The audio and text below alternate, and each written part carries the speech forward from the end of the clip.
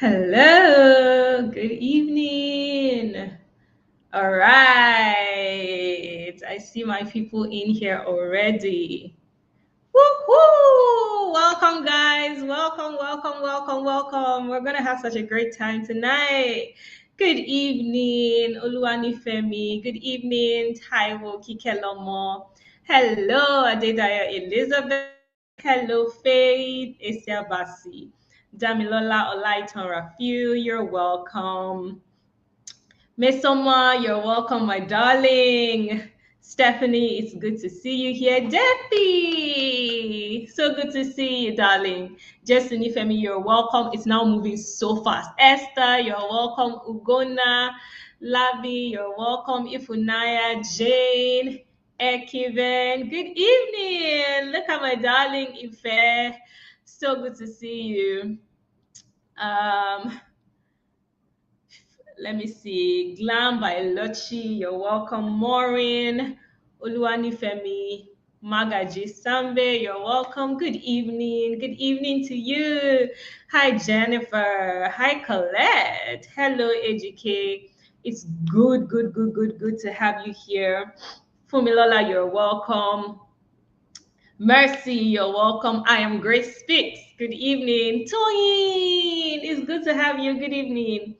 Good evening, blessing. This is the thing that starts happening when I'm in a live session with my people. I get so excited. I'm smiling so much. My cheeks are hurting me already. Oh my goodness. Omolola, you're welcome. Molade, you're welcome. Yemi, you're welcome. Christy, you are welcome. Janet, you are welcome. Gospel, you're welcome. Oh my goodness. It's so good to see everyone. Egonu Chidima, hi. Oladipupo Ayomide, I'm so happy to have you here as well. Chisom Ifeanyi, you are welcome. Dara, you're welcome. Titi, you are so welcome. Gideon, Oifioda, you're welcome. Hope, Max Sandy, good evening. Nicole, you are welcome. Charity says it's so good to see your beautiful face. Thank you. Good evening, everyone. Good evening, Kike. Good evening, Rosa. Good evening, Lois. Rachel, you're welcome. Shabi, you're welcome. Praise, you are welcome. Toby Loba, you are so welcome. Hermosa, you are welcome. It's moving really fast. Damila Kende, you're welcome. Iyanu, my day was good. Thank you for asking. You're so sweet. Peculia, you're welcome. Esther, you're welcome. Okay, I'm so excited to be here. Welcome, welcome, welcome, welcome, welcome. Thank you for your kind words. Thank you for your kind words. Thank you. Thank you, thank you, thank you, everybody, for being here tonight. Thank you. Yes, we made it here. We made it here, Temitayo. I'm so happy to see you. Ah, look at my people. Alice, you're welcome. Tende, you're welcome. My darling Chioma is here. Chioma says she's taking in the beauty of this amazing woman. Yes, we're in for a beautiful ride and we're so excited for what is ahead. Fubara Atalia says she found me on the Shining Light show. Thank you for your kind words. Thank you. Thank you. My darling, my sweetheart, Temitayo is like, Coach Tosi Emakbawa now. I showed up here like this because I know that you have capacity to take it. You can take it. You can take it. Okay, amazing, amazing. Welcome, everybody. Welcome, everybody. Oh, you guys are so sweet. Thank you for your warm and kind comments. It's so good to be here with everyone. Oh, is that is like this beauty. What are we going to do now? I know. Chama says we can take it. I love it. Ah, Chidima, I've missed you too. My LBC alumni people, I have missed you so much. I cannot wait to get into an exclusive session with my LBN and ex-LBC people. It's been such a year already, and I'm just so thankful. So, can you do me a favor and let me know where in the world you are joining us from tonight? Please let me know. Put it in the comments. Let's see where you're joining us from. Let us know where you're joining us from. Tell us your city, tell us your country. Let's know where you're joining us from. Let's meet you.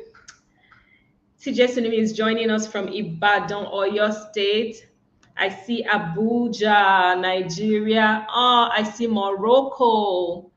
I see the UK. I see Ivory Coast. I see Ottawa. Amazing. I see Namibia. I see Abidjan. I see the UK. I see Ilorin. I see Abuja. I see Ile-Ife, Osun State. I see Yaoundé, Cameroon. I see Kampala, Uganda. Amazing. You are welcome. I see Akwa Ibom. I see Dallas. I wear my Dallas people because listen, we're all converging later this year. So, aha, my DFW people, where are you? Let me see you because we're meeting live this year. Joining from Houston, Enugu, Nigeria, Sacramento, USA, Kenya, amazing, Accra, Ghana, amazing. Are these my DFW people saying we're here? Pure curiosity mind. I love it. Ghana, Olga, my sweetheart. I'm so happy to see you here tonight. Ogun State, Nigeria, amazing, amazing, amazing. Great. Jos, Nigeria, Ohio in the US. Amazing, amazing. Sheyi, is that you? Oh my goodness, I was wondering who Pure Curiosity Mindset was. So it's Sheyi. All right. Is it my darling Sheyi Akintola? My one and only. Let me know. Nairobi, Kenya. From Austria. That's just so beautiful. Amazing. Lagos, Nigeria. These are my neighbors joining me from Lagos, Nigeria. Amazing. Keep it coming. Keep it coming. Let's take just a couple of seconds to, catch up on where everyone is joining us from so we can get an idea. We have another Morocco in the house. Where in Morocco are you joining us from? Morocco is such a beautiful city. From Lagos, beautiful country rather. From Lagos, from Alberta, from Accra, you are welcome. From Abuja, Nigeria. Let's see, from Manchester in the UK, from Birmingham. It's so good to have you. You are welcome. From Anambra, from Alberta, Canada, from Abia State in Nigeria. You are welcome, everyone. You are just so welcome. I'm so happy, so delighted to be with you this evening. Finally, Liberation Challenge is upon us. We have waited, we have prayed, we are just so delighted. Lagos, Nigeria, Abuja, Osun State, Nigeria. You are welcome, welcome, welcome, welcome, welcome, welcome. Manchester, New Jersey, Gladys, Texas, Lagos, Nigeria. Amazing, amazing. Great stuff. Great stuff. You're welcome. So if you could describe how you're feeling tonight in one word or in two words, what would those words be, or what would that word be? Thank you, darling Taiwo Ogunleye, for your kind words. If you could just describe how you're feeling in one word tonight, what would it be? How would you describe how you're feeling? How are you doing today? How are you doing tonight? How are you feeling? From Kent, UK, my darling Grace, of course. Jane is feeling expectant. Yvonne is feeling expectant as well. Jennifer is feeling expectant. Faith is feeling ecstatic.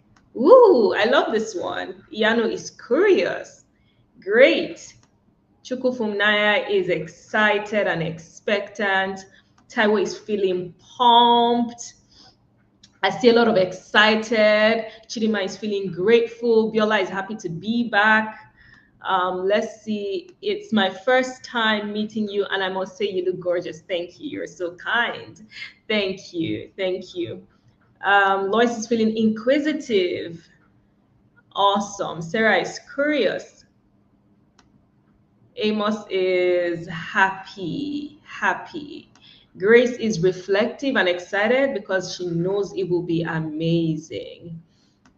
Great stuff. Favor is excited and happy to be here again. So put it in the comments for me if you are joining Liberation Challenge for the very first time. Actually, if you're a first time, I just put it there for us, first timer. If you are a veteran, meaning that this is your minimum third time of being here, put veteran for me. Then if it's your second time, just let us know it's your second time. I want to see that. Put it here for first timer, veterans. Please, can you help me clap for the first timers here? First timer, you are welcome. We're so happy to have you. Oh my goodness, we have so many first timers. Great, welcome, veteran. Lady Wasam is a whole veteran.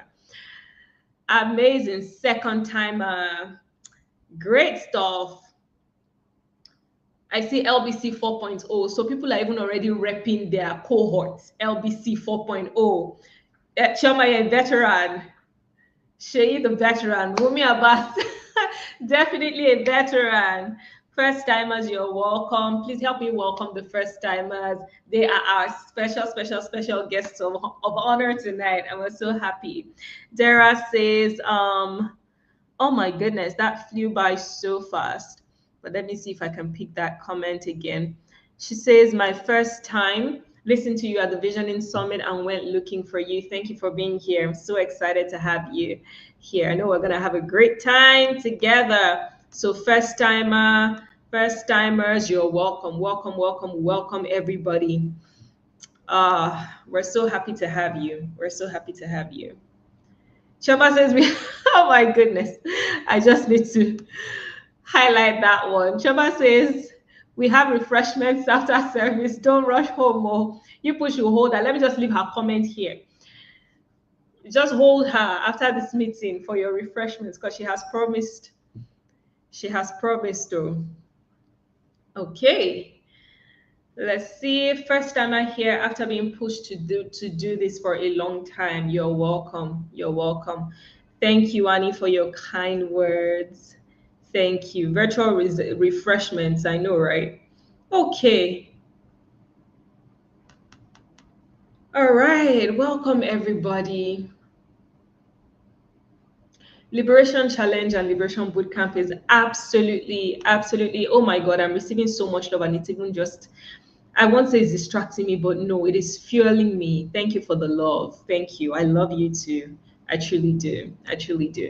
So I was saying that Liberation Challenge and of course Liberation Bootcamp, these are some of my absolute favorite places to be because God has put such love in my heart for everyone that I have been sent to and everyone who is ever a part of Liberation Challenge and Liberation Bootcamp and just all of the things that that are attached to this work. And so I know that we're going to have such a great time. I personally have been so expectant. I have been ready. I have been, looking forward to tonight. I have been filled with joy and anticipation. And the truth is, when it comes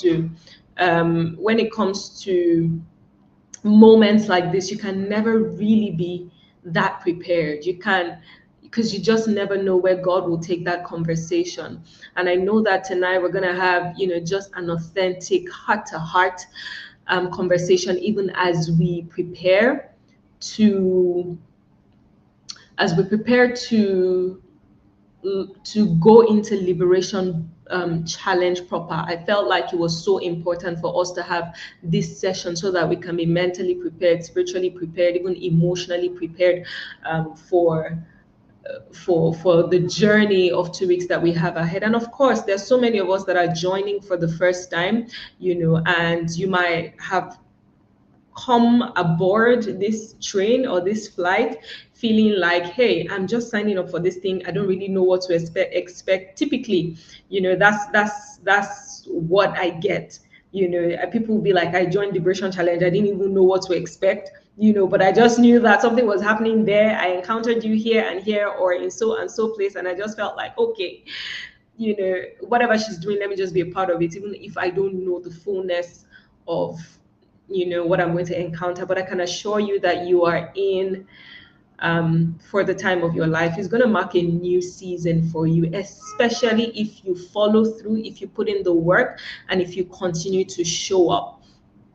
And so I'm just welcoming you afresh and asking you to keep an open heart and to just be full of expectation and to let down your guards, let down your walls of defense. This is a safe space. This is, if you know me, if you have encountered me in any setting or in any, on any platform, you know that I keep it real 100%. If it's not going to be real, if it's not going to be authentic, you will not find me there. So you can expect me to bear my heart to you, to tell you the truth as I know it, as I have experienced it, as God has shown me.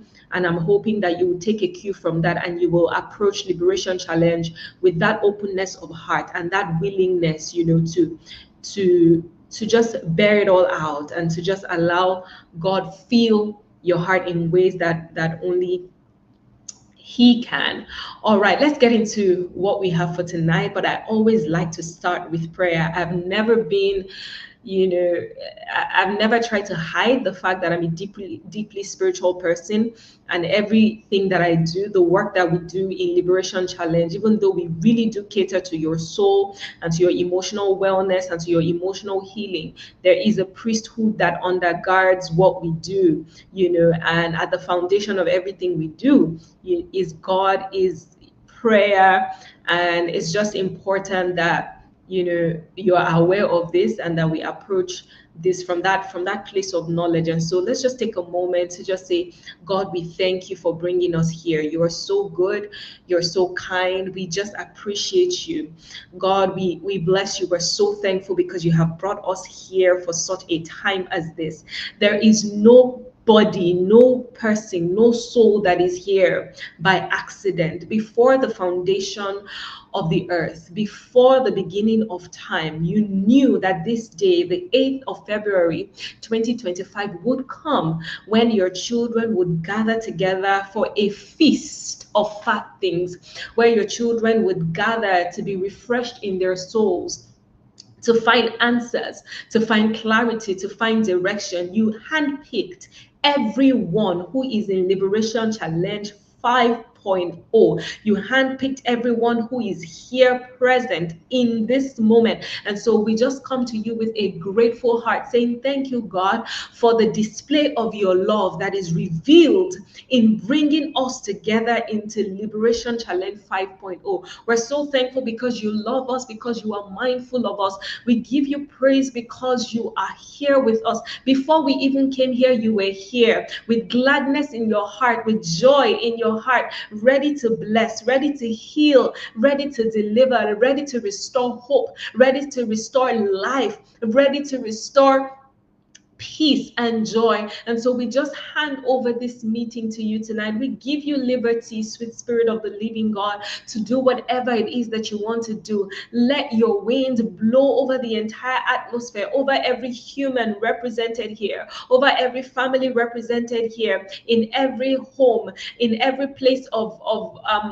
work, or wherever people might be tuning in from at this moment. Spirit of the living God, I ask that your breath would blow all over each and every one of us, brood over this entire atmosphere. Let your light shine in the darkest corners of our hearts. Let your light shine in the darkest places of our souls. Let your light shine to bring healing to places that have been long overtaken by pain and by wounds. Let your healing love, let it just flow here tonight. Son of righteousness, we ask that you arise over each one with healing in your wings, and that that even from tonight, we will go forth leaping like calves led out to pasture in the name of Jesus. That the 2 weeks we're going to spend together, even after tonight, will mark our souls indelibly, will make profound impacts on our hearts. We will look back on this day and these next 2 weeks in years to come, and we will be filled with gratitude because we will know that it marked the beginning of a new season for us. I thank you because no one comes in here and lives the same way. No one comes in here and goes with the same baggage that they carried here. No, we declare this arena baggage drop. We drop it all here. It doesn't return to our lives with us. In the name of Jesus, we break down every wall of pride. We break down every wall of defense. We break down every stronghold that has been erected from ages past, from years past, from childhood experiences, and we erect the truth of God's word in every heart, in every mind, and in every soul here tonight.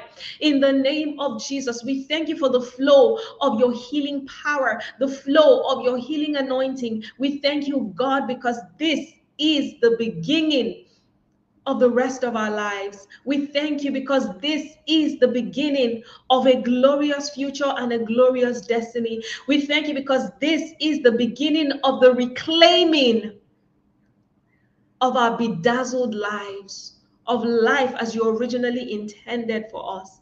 We're so thankful, oh God. And it is in Jesus' name that we have prayed. Amen, amen, amen, and amen.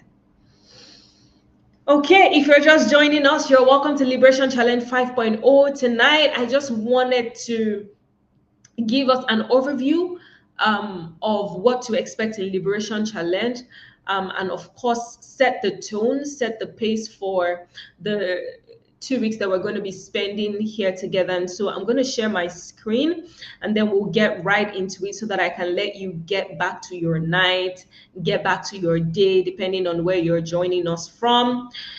We're talking tonight about reclaiming your radiant soul. Reclaiming your radiant soul. Are you feeling ready? Are you ready for tonight? If you're ready, put it for me in the comments. Let me know that you're ready. Tell me to dig in. Tell me to just go for it. Let me know if you're ready. Let me know. Let me know. Let me know. Keep it coming in the comments. I am feeding off your energy for sure. So I need to see your comments coming. You're ready. You are ready, ready, ready, ready, ready. Reclaiming your radiant soul. Reclaiming your radiant soul. Let's dig in. All right, guys, let's do it. Let's do it. Let me know if you can see my screen. Do you see my screen? Do you see it good? Is it bold enough? Is it clear enough? Let me know. Yes, you can. Fantastic. Fantastic. All right. Reclaiming your radiant soul. That's what we're talking about tonight. And if you're wondering where this topic is coming from, you should already know, I hope you do know, that I have just recently written a book titled The Radiant Soul. Discover your path to spiritual healing, emotional wholeness, and a life of purpose. And this is the message that I am about in this season. Dara says, I'm ready to reclaim my radiant soul. I love it. I love it. I love it. So we're talking about reclaiming your radiant soul, reclaiming that, the brightness of your soul, the brilliance of the life that God originally intended for you to live. We have, Hilda says we have 360 people on the call. Please like and share. Yes, please, Hilda. Yes. 100%. Yes, Tifa says she can't wait to get her copy of the book. If you haven't pre-ordered The Radiant Soul, I don't even know what to say. Are we even family at all? Are we even doing this thing together? Are we family? Are we growing together? Are we healing together? Are we changing together?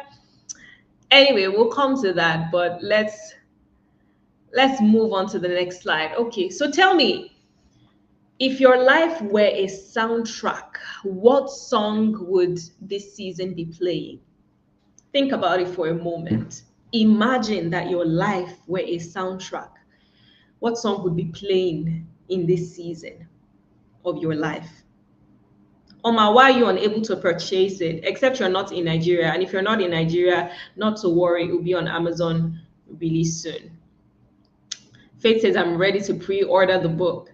I'm sure that my team members are here and they will drop the link to pre-order in the comment box. But if you just go to tosinsunny.com/the radiant soul, you'll be able to get it. Still by Hillsong. Let's see the songs that are. Finn says, Jesus take the wheel. Wow. Why is the world wicked? Is that a song? Favor. Okay. I'll praise you in the storm. Someone says refiner. Desire. Okay. No more drama. Okay. Seasons. Toyin says be still. Let's see. The sound in Nollywood where you're unsure of who is hiding to hurt the main character. Oh my goodness. Okay. Favor. Onye. Okay. Peace by Naomi Rain. Okay. Jesus take the wheel. Jesus ye. Becoming. Build my life. God is with me. Obinigwe. Healing hands. Don't give up on me yet. Interesting. In the room. We move. There's an overflow. Accent. Lord, you are good this year. Okay, yet I've still got joy in chaos. Interesting. Joy is coming. So grateful. Who did talk within God no talk? Right. That static noise from the TV scanning for channels. Oh my goodness. See how far. Maureen says protocol breaker. Amazing. Staying connected to my source. Imole deal. Okay. Undignified. Coming back to the heart of worship. Free. He won't fail. Interesting. Prophecy over me. God will work it out. Interesting. Let it flow let it show by K Strings. Okay. Interesting. Let's move on to the next slide. For some of you who might not have been able to relate to a soundtrack, what if your life were a painting? What colors would dominate the canvas in this season? What colors would dominate the canvas in this season? Chisom says it's weird. I never thought about it. Yeah, I mean, and that makes sense that you've never thought about it, right? Because we typically don't think of our lives in music. Red, gray, black, beige, white, blue, and yellow. If you can, you might want to put why you're saying that. What does white mean to you? What does blue mean to you? What does yellow or red mean to you? Gray, blue, purple, red, white, blue. Gray is numb. Thank you because you're really giving me a feel of the kind of energy that we have in the room tonight and where everybody's at. So it helps when you're able to say, hey, blue because peace. Yes. So for instance, Jennifer says blue, peace. And then Uche says gray is numbness for her. Purple for royalty. Yellow for blossoming, my sweetheart. And Twinnie Tomisi says, I wanted to read a comment that I might have missed. Blue for unsure and tired days. Gray because it's blur. White. Childlike. Okay, black, because everything feels so dark, and I'm sorry to hear that. And I'm trusting that by the end of these 2 weeks, you're going to have a different story to tell. Christiana says white for peace, ease, and bliss. Gray, transition in gold for hope. Gift says gray, it's been a really tough month, but I'm holding on to God's promises. White, because the Lord is shining his light over my life. Interesting. Green, my life is beginning to make meaning again. That is beautiful. Sky blue, because this season has God all over it. Ejike says great because I'm in a waiting period. Chidima says red for reminding me of the blood that he shed for me. Yellow, Isiogene says for white, for bright days. Pastel colors, Tife says for calmness and reflection. Blue to Damilola means a new season, a season of growth and emergence. Interestingly, Folex Baby says black is for safety. Dawn says brown because it's pretty neutral, and I'm just waiting for something to pop. That is actually quite profound. Lois says white because God is calling me flawless, gold because my life needs to shine forth, and purple because I need wholeness. I love it. I love that clarity. Red for the blood of Jesus, black or mud brown. Why? Tell us why. Blue, say Grace says for melancholy. And then blue for Olushola is calmness. Sky blue with a touch of white because it means peace and hope for the future. Interesting. Interesting. Red for Kolawole praise is a lot of drama and emotions. Crystal white is for clarity. Esther says gray because it's not clear. Chidima says gray because she's confused about a few things. And then gold because she sees herself soaring this year. I love the hope that your words convey. Beige is neutral and plain, nothing exciting. I see that. Esther says brown for groundwork, foundation. Ife, my darling, says sea blue because the sea never ends. It's always flowing, and there's more. There's more. There's more. Blesses rainbow, oh, rainbow. I love it. Blue for peace and calmness. Yellow coming into brightness. Baby pink, a rebirth of my inner self. That is beautiful. That's beautiful. Fumilola says white for consecration and purity. Taiwo says it's green, red, brown, green for growth, red for the blood of Jesus and love. Is it because we're now in February? It's Valentine's season. Black and white, Blossom says, because it seems like one day up, another day down. Victoria says yellow for the season of spring forth. Black and white, light in darkness. Gray and red for disillusionment and anger. I'm hoping that in the 2 weeks that we spend together, we'll be able to explore these emotions, get to the roots of it, and you will start to experience, new hope again. Lami says yellow and green. Okay, I do get a sense of what we have in the room. I feel like we're in between a lot of people who feel a lot of hope for the year, hope for the season, hope for the future.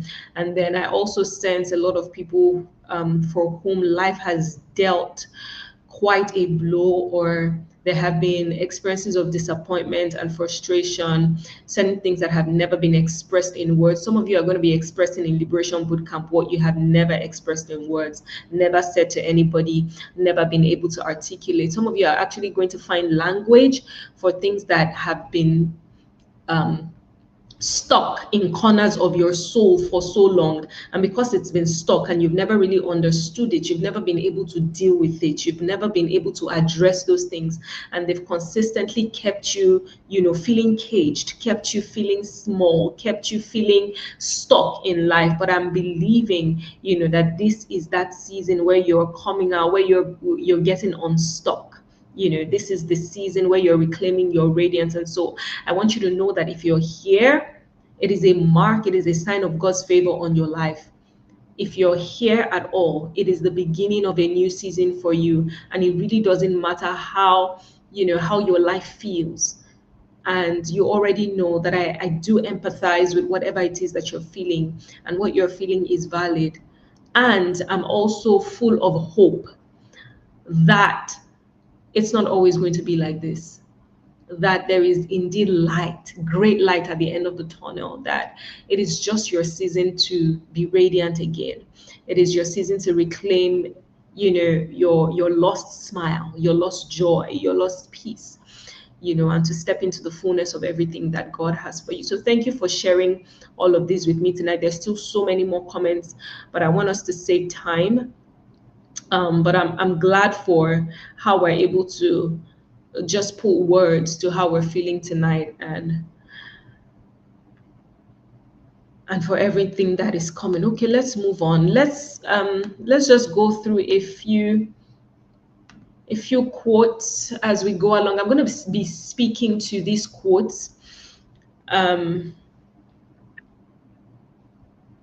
yeah, I'm going to be speaking to these quotes as we go along, and it's forming the bulk of our session tonight. Each quote carries a powerful message that my heart wants to convey to you, and so I want you to really listen with your heart. And this quote by Rumi says, and if something resonates with you, please put it in the comments and let's know, exactly how it is resonating with you in this season. This one says, "You were born with wings to fly. Why prefer to crawl through life?" You were born with wings to fly. I don't even know why I'm adding fly, but I guess I'm just seeing it pictorially. That each person that is here, we were born with wings. We were created to soar.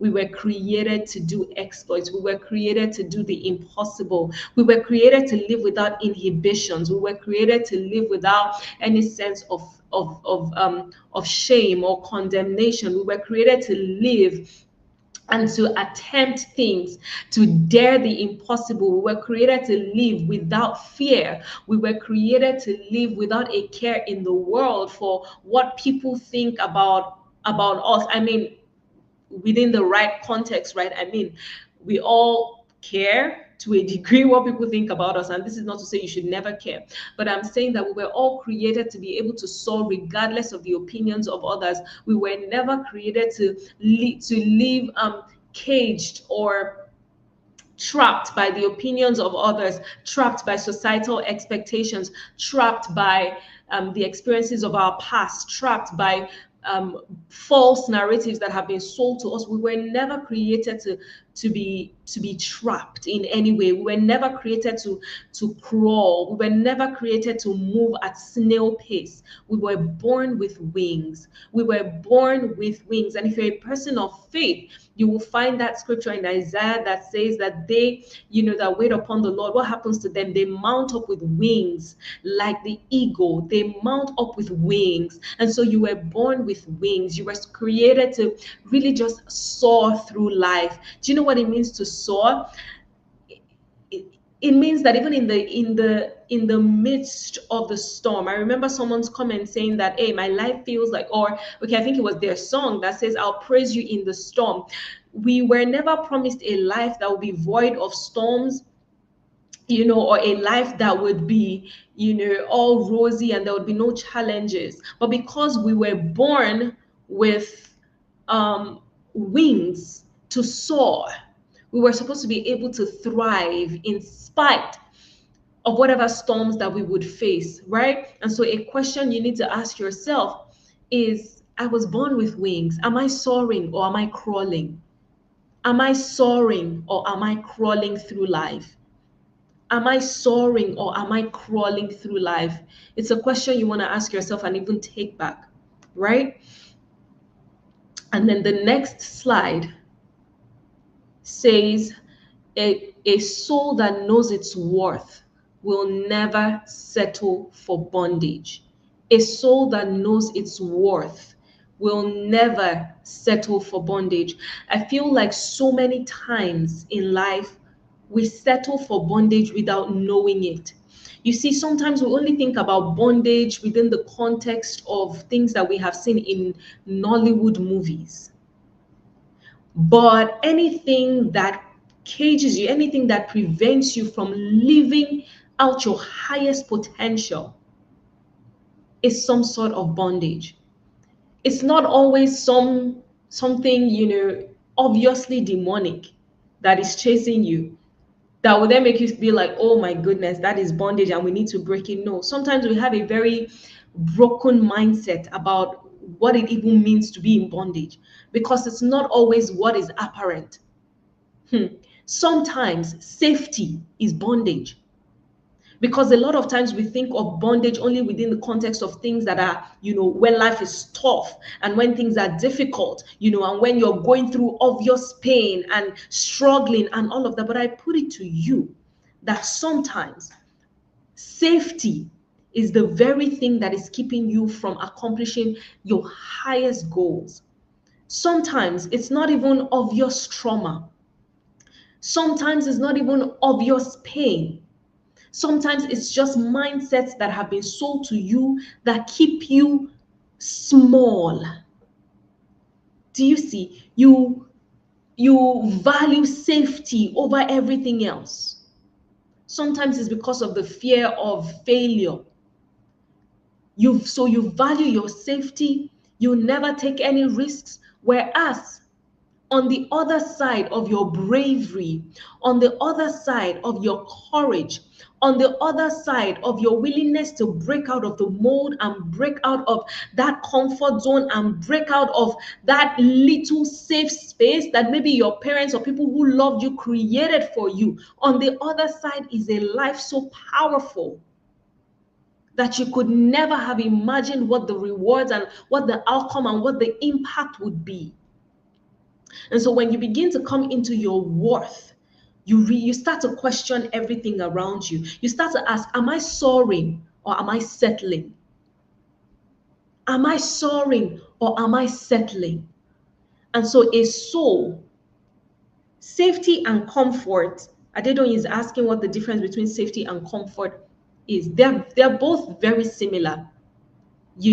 Within, and I'm using this within the context of things that there's nothing wrong with you being safe. If safety, for instance, is a basic human need, comfort is a basic human need, right? I'm using these words within the context of things that have the capacity to keep you from daring big stuff, things that have the capacity to hinder you from becoming the fullness of everything that you have been called to be. So for instance, someone who has been called to write books that would change the world could be plain safe.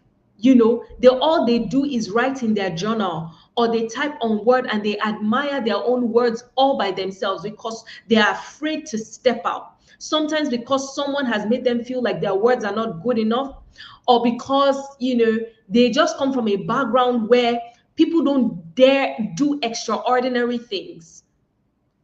They just come from a background where everybody is average. They just, they go to school, they get a good job, they marry a good husband or a good wife, they have kids, they continue to work. That's the end of their life.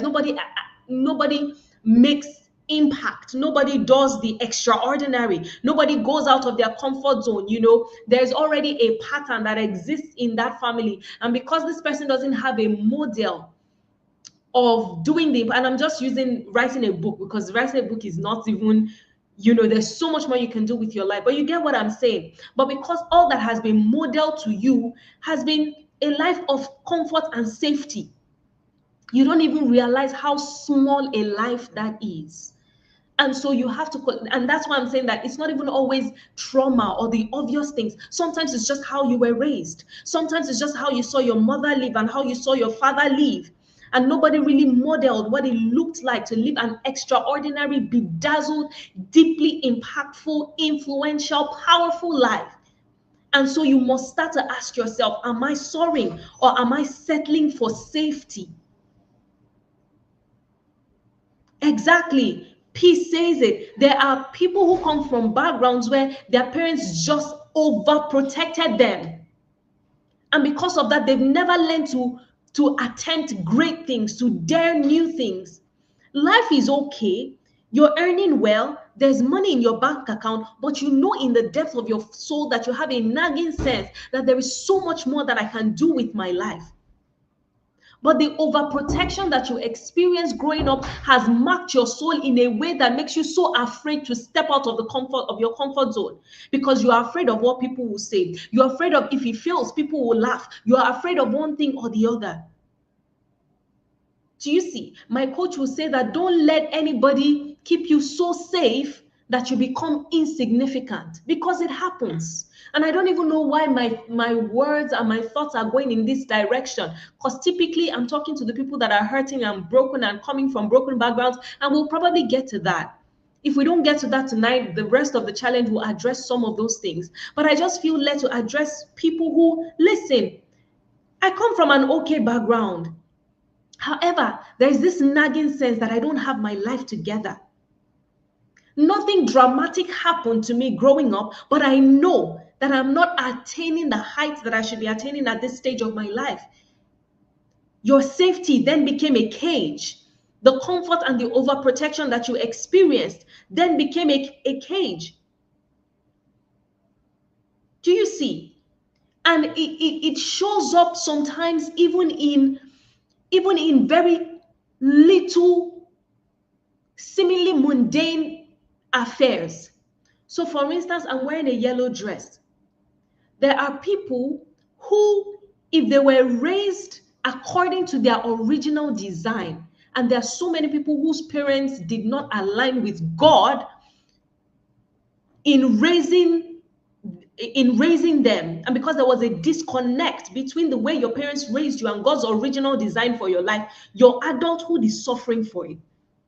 So back to my column, there are people who, by divine design, they are bright and bubbly.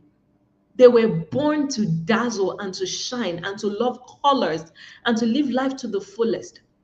But because they came from a certain kind of background and environment, they picked up mindsets that made it seem as though appearing a certain way is either wrong, sinful, overly flamboyant.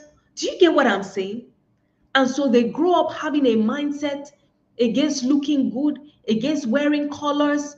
Again, these things show up in so many different ways. And I'm talking about even basic ways. Yes, you will still have access to this session for sure after tonight.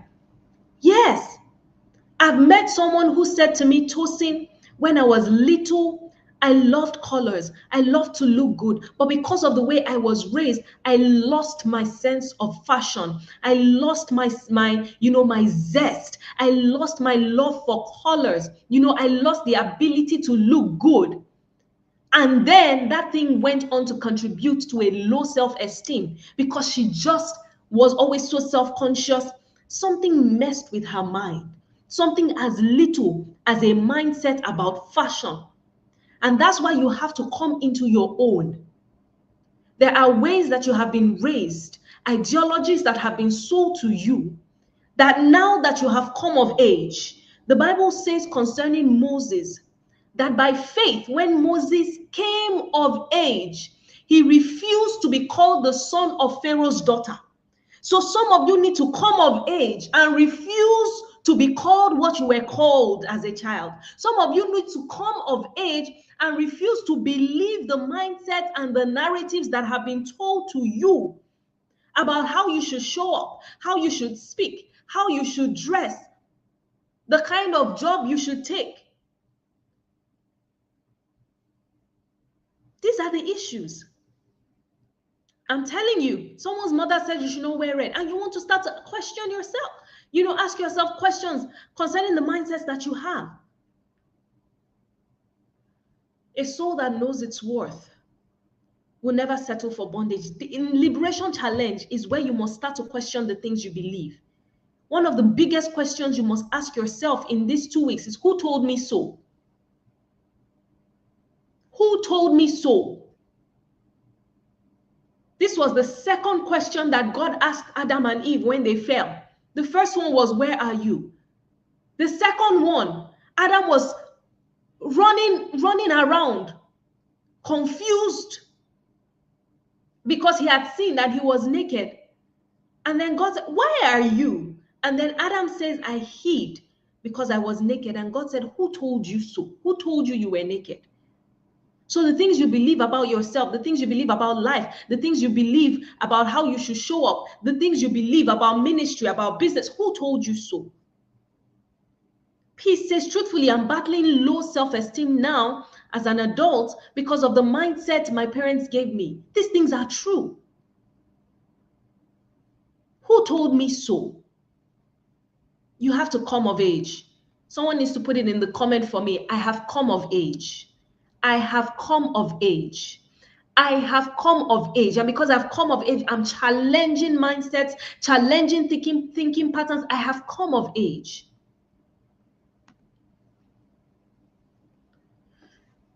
This one, I love it so much. I love it so much. Yes, I have come of age. I have come of age. I have come of age. Thank you. All passengers are not equal. This one, when God gave me the revelation of it, it changed my life. All passengers are not equal. I choose to fly first class on the flight of life. You see, in this journey of life, all of us are headed perhaps in the same destination, especially if you're a person of faith, right? We will say at the end of the day, we all come to this earth, we do the work that we're supposed to do. When our time is up, we pass on to glory if Jesus tarries, or if Jesus comes somewhere along the line, we all, if you're a believer, we all make it into heaven, and that's the end of the story. But I put it to you, and this is where the enemy cheats so many people, that the salvation package that Jesus came to give you is not just a one-way ticket to heaven. It is your ticket and the key to living a radiant life here on earth. There are many people who will make it to heaven, but they will be miserable while here on earth. The enemy will make a mockery of their faith, make a mockery of their life. Yes, they will be heaven bound. You see, the enemy is no longer fighting your salvation. Do you understand this thing? He's not trying to get you to go to hell, some of you, because he knows that that matter is forever concluded, right? Jesus has paid the price. You're going to make it to heaven. You already have your ticket into heaven. Your salvation, your entrance into heaven is guaranteed. However, everything he can do to make you live a miserable life here on earth, he will do.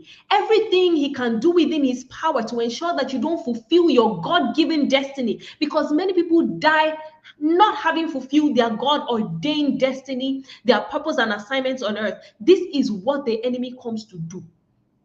To fight your assignment, to silence your voice, to ensure that you don't live up to your highest potentials. He doesn't have a problem with you getting into heaven. That's the truth. Because he knows you've accepted Jesus, that matter is concluded forever. But while you are here on earth, he will fight to sabotage God's plans and purposes for your life. He will fight to ensure that you live miserable, that you live bound to the opinions of men, that you live bound seeking the validation of people, that you live in the fear of failure all your life. And because you live in the fear of failure, you never dare great things. To ensure that you live in the fear of rejection, so that you sabotage your relationships, you live in isolation and depression. You push people away out of your life that you should embrace, saying that you don't trust people, being suspicious of everybody's motives, thinking you are protecting yourself, whereas it is pure oppression from the pit of hell. This is what the enemy comes to do in the lives of many believers.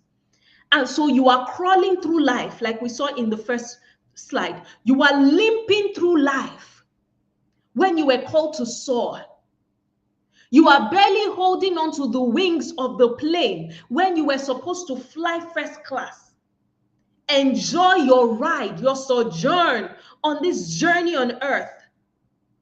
There are so many people who are just like, I beg, let Jesus just come. Let Jesus just come, because this life, this life is just a scam. People saying all sorts of things, adulthood na scam. You better be careful what you follow people to say. Be very mindful of these are the mindsets that people subconsciously subscribe to. that is placing a lead and a limit over what is possible in their lives. And so people are merely limping through life. Some people are going to limp into heaven. They will arrive, but they would have just been limping. Just been limping. Hey, finally, at least we got here. I don't want to live like that.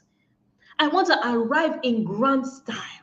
I want to arrive dying empty, having fulfilled the fullness of God's plans and purposes for my life. I want to fly first class. I want to enjoy the ride, enjoy the flight, enjoy the journey, regardless of whatever comes my way. I want to live free of the opinions of men. I want to live free of fear. I want to live free of shame, of guilt, of condemnation. I want to live free. And so what is it going to be for you? Are you going to fly first class? Or are you going to be cramped up in one small cabin, suffering? And just saying, you know what, as long as I make it, as long as I make it to my destination. No, that is not God's plan and purpose for your life. You're not supposed to be cramped and pressed by past experiences, by the abuse, by the rejection, by the betrayal, by the loss, by the grief. No, you're not created to be held bound by it. A radiant soul is one that has an inherent bounce back mechanism that empowers you to rise even after the difficulties of life, even after life has dealt you a blow, even when you've been through hell and high waters. You have a built-in bounce back mechanism that you can soar, you can fly first class, you can enjoy life. Some of you are not enjoying your life.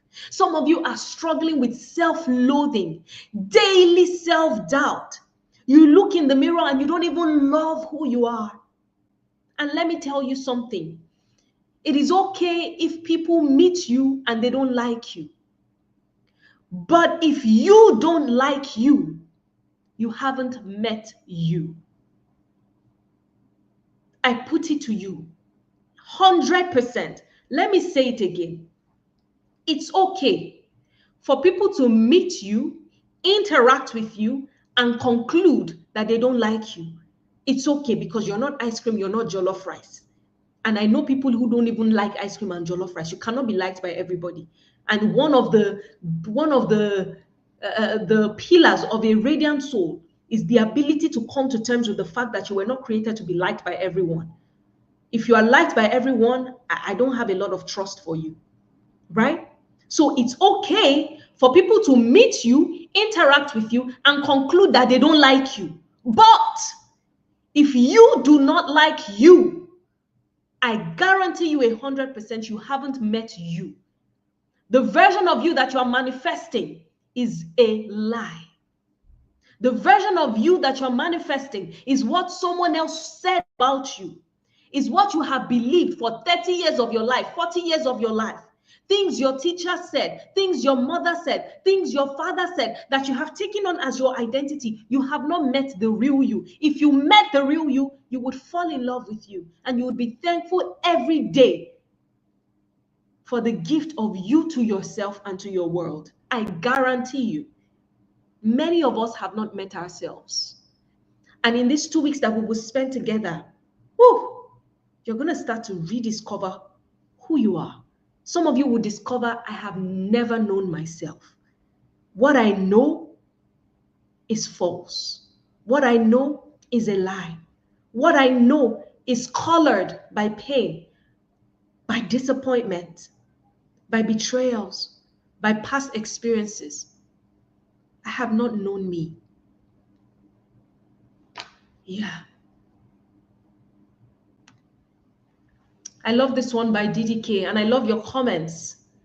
You're not suya, oh, you're not ice cream. People don't even like suya.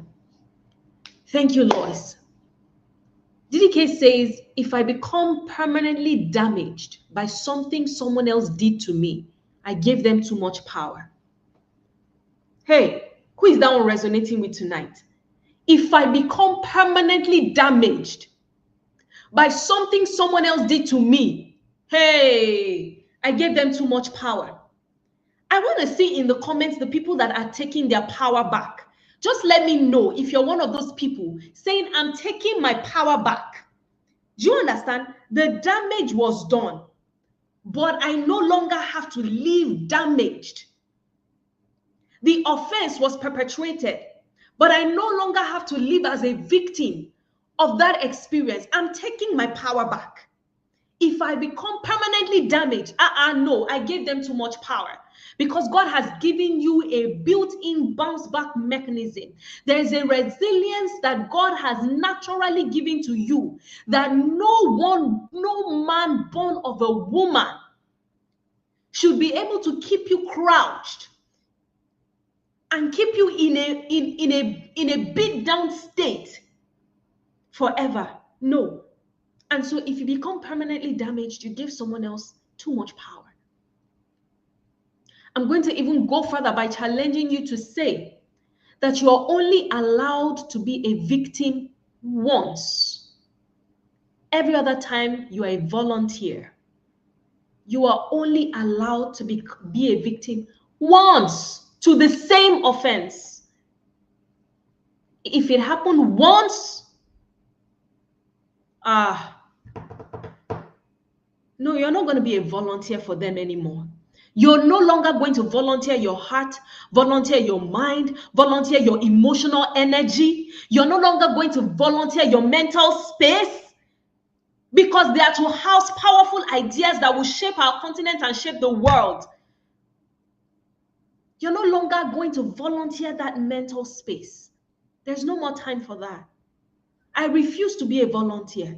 I refuse to be a volunteer for pain. I refuse to continue to be a volunteer for false narratives. I refuse to continue to be a volunteer for the spirit of rejection. I refuse to continue to be a volunteer for self-sabotage. I refuse to continue to be a volunteer for the oppression of the enemy. I refuse to continue to be a volunteer. I just refuse. It's a new season.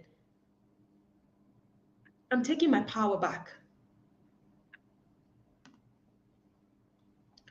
And then this one says, we're not called to become something we aren't. We simply need to evolve into all that we already are. We are not called. We are not called to something we aren't. We simply need to evolve into all that we already are. And so I know that there are some of us that will be on this call tonight feeling like, I have such a long way to go. My life has been marred by such pain, such disappointment, or I've even made a lot of mistakes. You know, I've made so many mistakes. I feel like I'm, lagging behind on so many things. I feel like there's someone I need to become. I just feel like sometimes it can be very distressing, right? And you just feel like, there's someone I need to become that I am not yet. But I want to make a case tonight and tell you that you're not even called to become something you're not. Everything that you were ever called to be, you already are. You only need to evolve into it. You only need to what? Evolve into it. You only need to evolve into all you already are. And I'll show you this as we go along. I'll show you this as we go along. The journey to wholeness is more about unbecoming than it is about becoming. And this is tied to my last thought that says that, hey, you only need to evolve into all that you are. Nobody's asking you to become something else, something you're not. The truth is that there are a lot of things that you manifest that you actually are not. That's not you. Life made you that way. Experience changed your personality. You're not even a mean person normally. You're not a brash person. Peace says, I feel like I wasted so much time. I get you. You're not even a brash person. You're not even someone who is so distrusting of others. You're not even someone who is so cold and distant. You're not even that person who is that super self-reliant. You're not that person who goes about, giving off the impression that, hey, I don't need anybody, I can do bad all by myself. That's not who you are. Life made you that. Experiences made you that.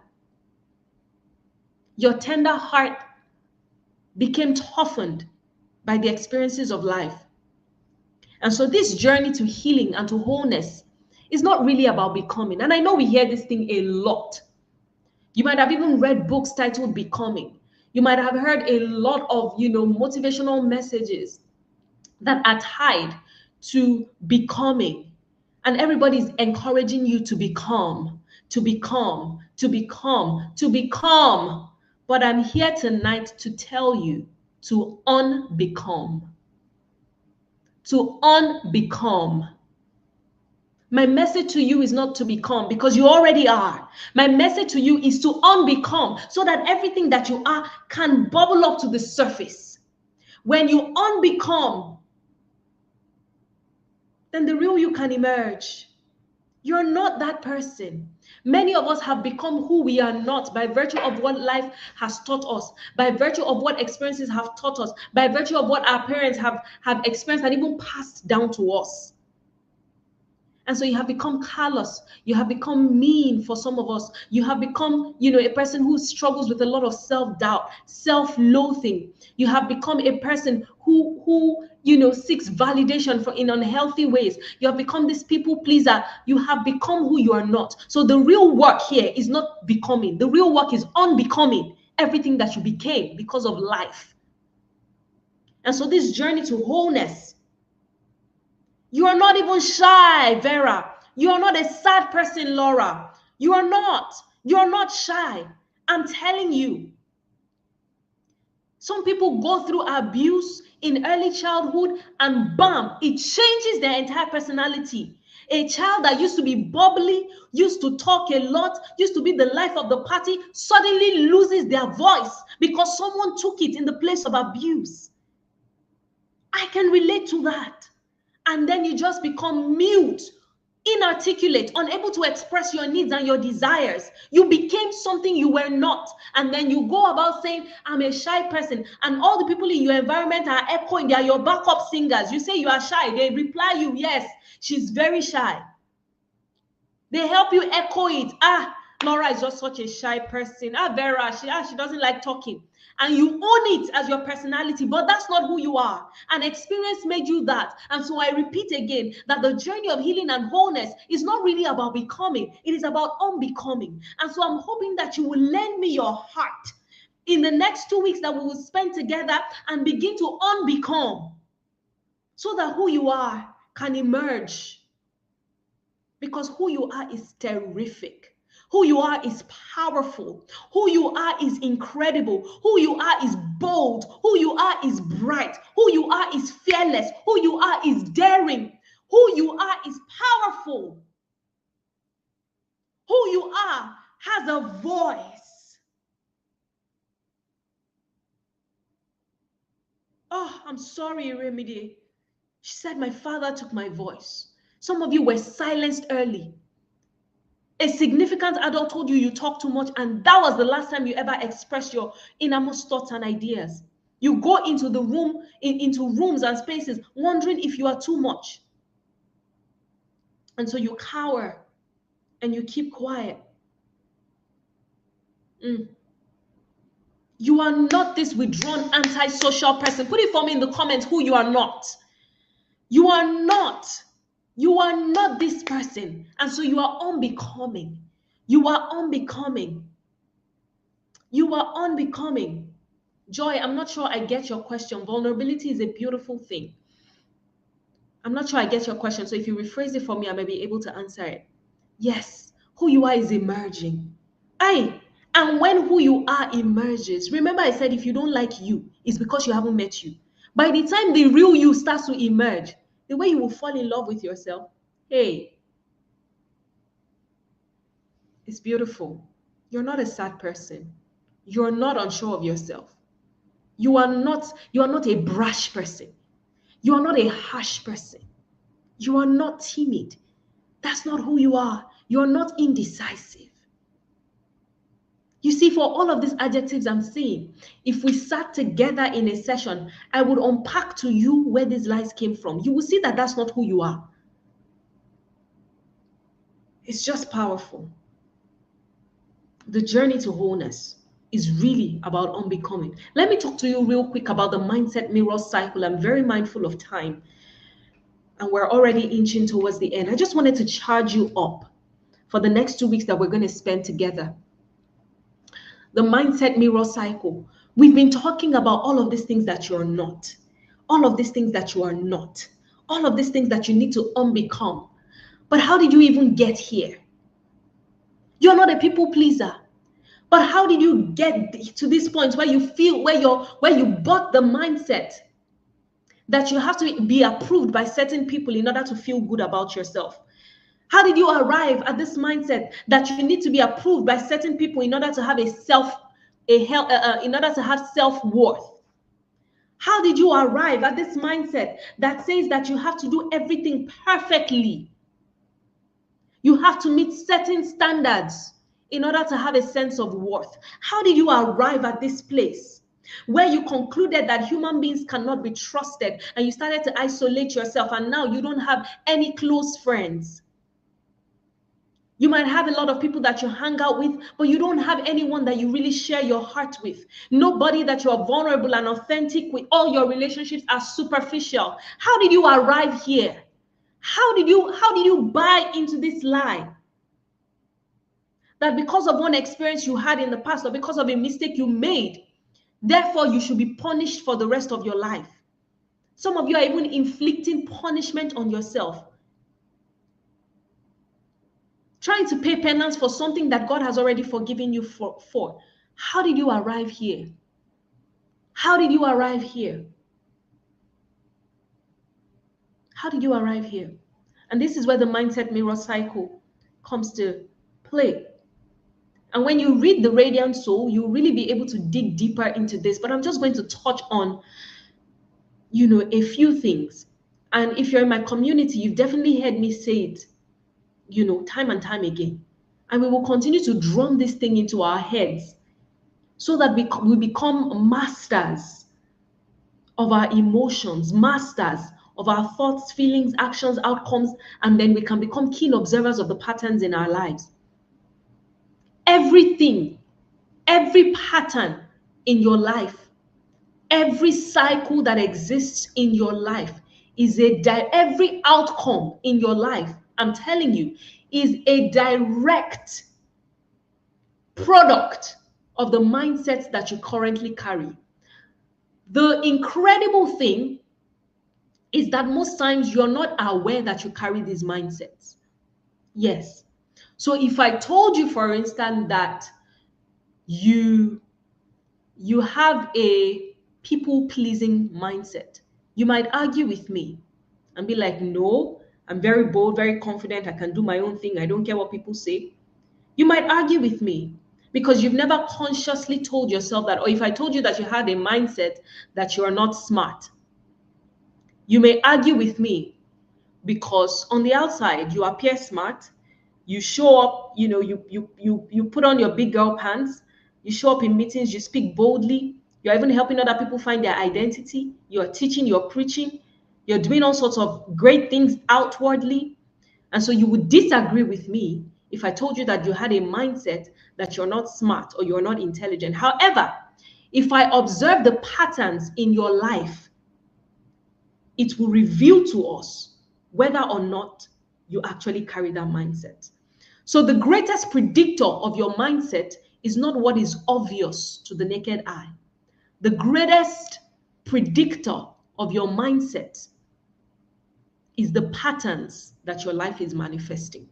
So if you want to know the mindsets that you have, look very closely at the patterns in your life. Do you understand? Look very closely at the patterns in your life. Now, I want you to know that for everything that you manifest, for every outcome, everything that happens, every situation, let me put it this way. Every situation that you encounter, that you experience, passes through certain filters. Even as I'm talking to you right now, my words are passing through certain filters. I hope you know that all of us are listening to me, but all of us are hearing different things. Why are we all hearing different things? Because we're all coming from different backgrounds, different life experiences, different families, different cultures, different upbringings. So Laura is hearing one thing, Grace is hearing something else, Esther is hearing something else, Damilola is hearing something else. Why? Because what I'm saying is passing through different filters. The filters of our pasts, the filters of our experiences, the filters of our unique upbringings, the filters of our unique cultures. Everything is passing through different filters. And so I put it to you that every situation that you experience, every situation that you encounter passes through the filter of your mindsets, right? Then your mindsets produce your thoughts in any given situation. Your thoughts influence your feelings. Your feelings determine your actions, and then your actions determine your outcomes. Then your outcomes will go ahead and reinforce your mindsets. That's why it's a cycle. That's why it's a cycle.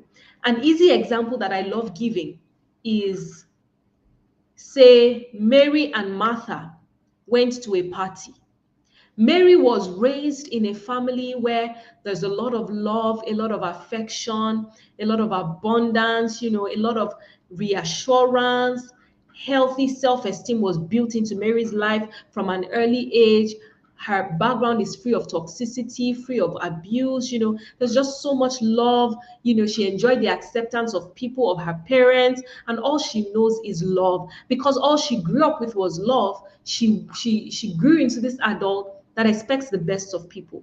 She trusts people. She believes that everywhere she goes, people like her. She believes that she has a likable personality. She believes that there's a lot of good out there in the world, right? Martha, on the other hand, comes from a background that was marred by experiences of pain, rejection, neglect, abandonment, betrayal. She saw her mother betrayed by her best friend. And so she grew up into this adult who felt like, hey, people cannot be trusted. You have to fight for yourself in this life, right? She grew up feeling like people don't like me. I don't have such a likable personality. Everywhere I go, people abandon me, people leave me, right? People come into my life and they walk away. And so she doesn't expect good from people. She can't let herself love, whether romantically or even in normal friendships. Her guards are consistently up. She has Jericho type walls built around her heart, right? Now, Mary and Martha go into a networking event or a social gathering or a party. Naturally, because Mary was raised in such a loving and affirming environment, Mary goes into the party and she's like, wow, the people here are so loving, they're so welcoming, they are so, they love me, they like me, and so she mingles, she makes new friends, she makes new connections, she gets people's contacts, she strikes friendships, business partners, she meets she meets potential business partners and all of that. She leaves that event feeling fulfilled, feeling like she had a great time. And then because the outcome of that event was favorable, that outcome, what does it do? That outcome reinforces the mindset that she has about people. It reinforces the fact that people are actually kind. It reinforces the mindset that, oh, people actually really love me. It reinforces the mindset that, yeah, people can be trusted. Life is good. However, Martha, on the other hand, goes into the same event that Mary went to and made friends. Martha goes there and all she sees is rejection. Somebody raises her face, is looking in her direction, but because the person is, maybe zoned out. You know how it is that you're looking at someone, but you're not looking at them.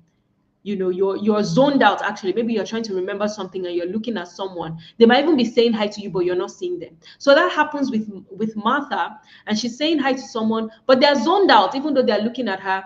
But she's like, I said it, people don't like me. Why is she looking at me like that? you know And then she sees people, she's just like, this place, this party is so unwelcoming. People here are not friendly, they're not nice. And so she goes to a corner and she's just sitting all by herself. She won't mingle, she won't make friends, she won't talk to anyone. And she's like, I said it, people never like me. Everywhere I go, people don't like me. And so she leaves that event feeling deflated, feeling like people are just not, they just don't like me, People are snobbish. She couldn't make any friends, she couldn't make any, she didn't meet new contacts, nothing. She just left upset. Guess what has happened? Her outcome has reinforced again the negative mindset she already had about people. She's projecting, because your mindsets become a self-fulfilling prophecy. Whatever you believe is what you will see, 100%. If you believe there's love in the world, love will come to you. If you believe people cannot be trusted, you will meet people who abuse you, people who, use you. 100%. That's how it works. And so in every situation, Becky says, I'm calling her out with Jericho typos. And so so I want you to know from now on that every situation passes through the filter of your mindsets, your pre-existing mindsets, to produce your thoughts, and then to influence your feelings. And then your feelings will determine how you act. And then your actions will create the outcome. Remember, it's because Martha went to sit in a corner and refused to talk to anybody. That's why she left that party feeling deflated and feeling like nobody loves her. So her actions created the outcomes. It's not because the same party, Mary was there and Mary made friends, right? So it was Martha's actions that created her outcomes. Likewise, it was Mary's action of reaching out, of putting herself out there, that created the favorable outcomes that she had. So your actions, subconsciously or unconsciously, are creating your outcomes. And when you have a string of outcomes, then you have patterns in your life. And then your outcomes and your patterns then reinforce the mindset you already have. It's very powerful. If you get a hang of this mindset mirror cycle, you'll start to change your life. Literally, your experiences will shift.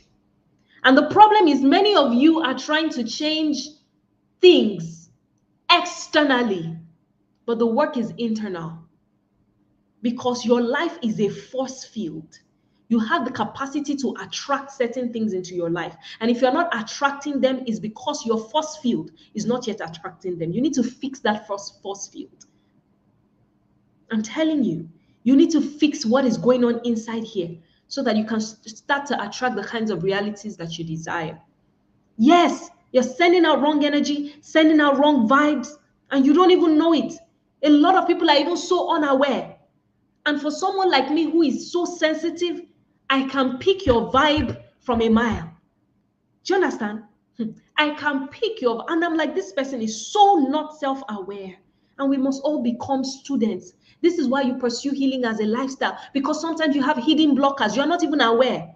But when you plug yourself into a system like this, where you're just even exposed to light and truth, you start to see things you didn't see before. You start to know things that you didn't even know before. Right? So let's move ahead. I really want us to be done within the next 15 minutes. So how are these mindsets formed? If we say that, it is your mindset that creates your thoughts, which then create your feelings, which then create your actions, which then create your outcomes, and then reinforce your mindset. How are your mindsets formed? How are your mindsets formed? Your mindsets are formed by past influences. I used to say your mindsets are formed by past experiences, but the more I dig into this work and the more I learn and the more I grow, I realize that it's not just experiences, it's generally influences. Okay, past influences. They're not always direct experiences, but they are influences, past influences. Now, how are your mindsets formed? One of the ways, and this is the one that most people know, is one of the most common ways that mindsets are formed, and it's through your experiences, past experiences. So what happened to you? What happened to you? One of the ways your mindsets are formed is by what happened to you in the past. So if you experience rejection, if you experience abandonment, if you experience the loss of your loved ones, sadly, or you experience the divorce of your parents, you experience any form of abuse, verbal abuse, sexual abuse, all of these things have a way of shaping our mindsets. And our mindsets can be shaped in a variety of ways. For some people that go through experiences of abuse and abandonment and rejection, the mindset they will carry about life is that life is unsafe. People are unsafe. And so you find people who just persistently live hyper vigilant.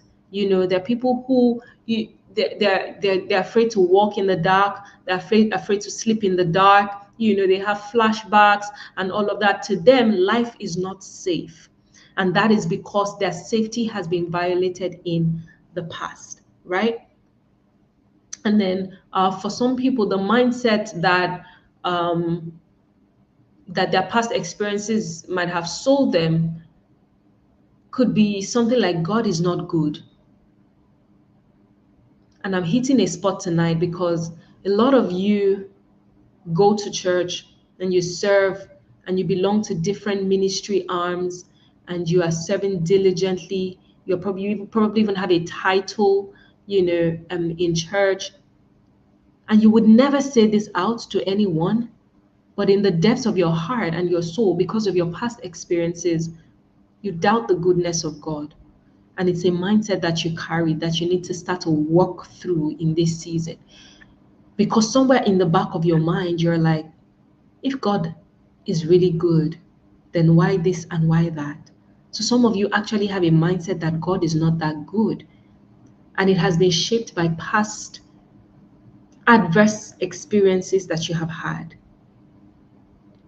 Some people carry mindsets from broken pasts like, I'm not good enough, I'm not worthy, you know, I have to appear perfect in order to be liked.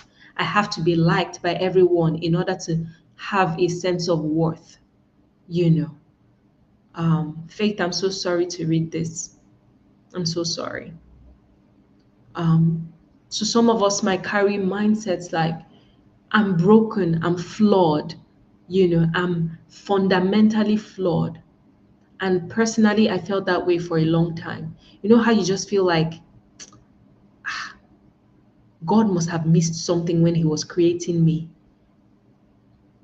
There was a time I thought I didn't have any talent. And I would see people who were gifted and talented, and I'll be like, God, why didn't you give me any talent? And it's because the truth of who I was buried in all the past experiences that I had had. So I couldn't see much worth and value in myself. And so some of you, the mindset you carry is that you're inadequate, you're not worthy, you're not smart enough, you're not beautiful enough, you don't have what it takes. And it is rooted in past experiences that you have had. And that's the experience bit, right? Now, another aspect of your experiences, we've talked about what happened to you, but then there's also what didn't happen for you. So some people didn't have active trauma or soul wounds, in their childhood in terms of experiences of neglect, abandonment. There was no abuse, Yeah, so they didn't have a lot of obvious painful experiences. But there are things that should have happened for you that didn't happen for you. And that is another variant of your experiences. So the love you did not get, the affirmation you didn't get, the pat on the back you didn't get. Some people will tell you that, hey, I was raised in a good family. My father loved us. He paid our school fees. He did his duties as a man. But there was the affirmation you didn't get. There was the I love you that you didn't get. There was the pat on the back that you didn't get. There was the hug and the holding that you needed that you didn't get. And now you struggle to receive love from others because you were never raised with that kind of vulnerability, with that kind of mushiness, with that kind of. So now, for some of you, even in your marriages, you struggle to receive the love of your husbands because you didn't have that kind of show of affection growing up. So it's not always what happened to you that wounds your soul. Sometimes it's just what didn't happen for you. And I've met people who feel like, Tosin, nothing really major happened in my childhood, but I still feel broken. That's something you might then want to start exploring. That okay, if nothing happened to me, then let me explore what didn't happen for me, because it's just as important as what happened or did not happen to you. Do you understand what I'm saying? Is this making sense? Yeah. So what happened to you or what didn't happen for you? They have a way of shaping your mindset. The second way that your mindsets are formed is by observation. This one refers to what happened around you. So sometimes it's not that something happened to you. It's not necessarily that something didn't happen for you, but sometimes it is what happened around you. And it can be a combination of all these things too. Hmm? Joy, I hear you and I feel you. And you're going to break free from this as we go along on this journey. So what happened around you? Sometimes it's not what happened to you directly. It's what happened to your mother. Do you know that you can pick up on the wound, on your mother's wounds, and you experience what we call vicarious trauma, secondary trauma. It didn't happen to you, but because it happened to someone you love, their wounds become your wounds, and their mindsets become your own mindset. That's why you must purge yourself, not just from your own experiences, but even the experiences of your loved ones that have marked you significantly. If your mother was betrayed by her best friend, you can grow up feeling like human beings cannot be trusted. And nobody betrayed you. Oh. Exactly. Imagine having some people have a combination of all four and all their babies. I'm telling you. So it's not like the thing happened to you. Nobody has betrayed you, but because it happened around you, there was chaos around you. There was a lot of backbiting, a lot of gossip around you. There was a lot of criticism around you. I've experienced this one, oh, and this one even happened to me, guys. I was not even a child. I was already, in my early 20s. But because I was steeped in an environment where there was a lot of criticism, there was this person that I really looked up to as a big sister figure, and she was such a critical person. She criticized, and now I know that it must have been because she didn't like her own life. When you meet some people who are really critical of other people, who always have something negative about others, just know that they are the most unhappy people. They are the unhappiest people on the surface of the earth. Of the earth. They hate their own lives, and so they will poke hole in every other person's life and put their noses in matters that don't concern them, criticize everything. So don't even pay attention to people like that. I'm telling you. Anyway, so in my early 20s, I was just consistently around this person who was like a big sister to me. I really looked up to her, and she was just so critical of everything. I mean, we would be going to a wedding together. She would be criticizing the bride, criticizing the bride's outfit, criticizing the way the couple held their hands, criticizing, the bridesmaids. She would find fault with everything. She would snigger. It was a lot. And guess what? It impacted me significantly because I then became afraid of the criticism of others. I became scared that everybody would be looking at me with a critical eye. I became scared, and it really, really hindered my ability to be vulnerable for a long time because I was scared of criticism. Why? Not necessarily because I was criticized as a child, but because I had stayed in a critical environment for long.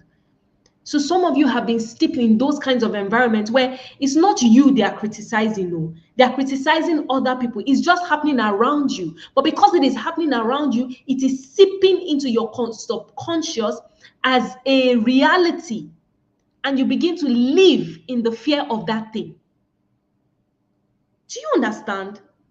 And thank you guys for sharing these things that you're sharing. I love the vulnerability with which we're sharing. This is how healing comes, right?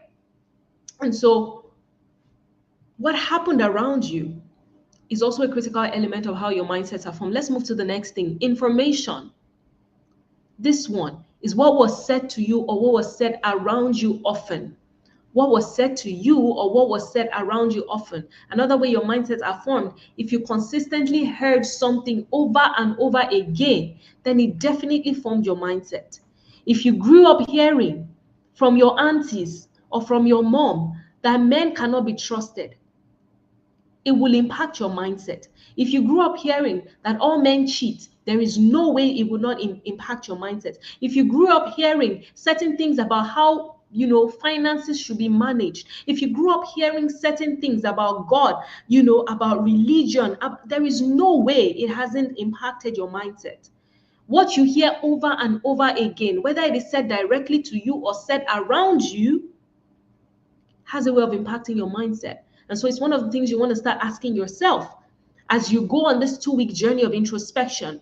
And we would guide you on that journey, right? As we go along over this next 2 weeks, you're going to be asking yourself, what did I hear often and much growing up? Because those things have impacted your mindset more powerfully than you may be aware of, right? Let's run along quick. The next one is intergenerational transmission of ancestral wounds. This one is something that is being highlighted to me now more than ever before. Typically, when I teach this thing, I'll speak to the first three: experience, observation, information. But now I'm understanding more and more as I study, as I learn, the power of intergenerational transmission of ancestral wounds. We can't even cover it tonight. It is a whole module that I feel like I need to take you guys away on a retreat. If you're ready to go on a retreat with me, whether we're going to lodge somewhere for 2 days, we're going to do a full day retreat, or you're going to come with me to, where did we say we were going? LBC. Or where were we going? Was it Thailand we were going? Or you want to come away with me so that I can sit down and open this thing up to you. We will draw your trauma tree. You will see it by yourself. And then we will draw your transformational legacy tree. It is powerful, where you'll be breaking free from your lineage and the mindsets that are deeply rooted in your unique lineage. And then you start to create a transformational legacy for your own generations to come. Oh, the thing is sweet. But we can't do it here. We can't even touch it in Liberation Challenge, because it is a powerful body of work that God is opening me up to, that if you get it, your generations will rise to call you blessed. We said we're going to Doha.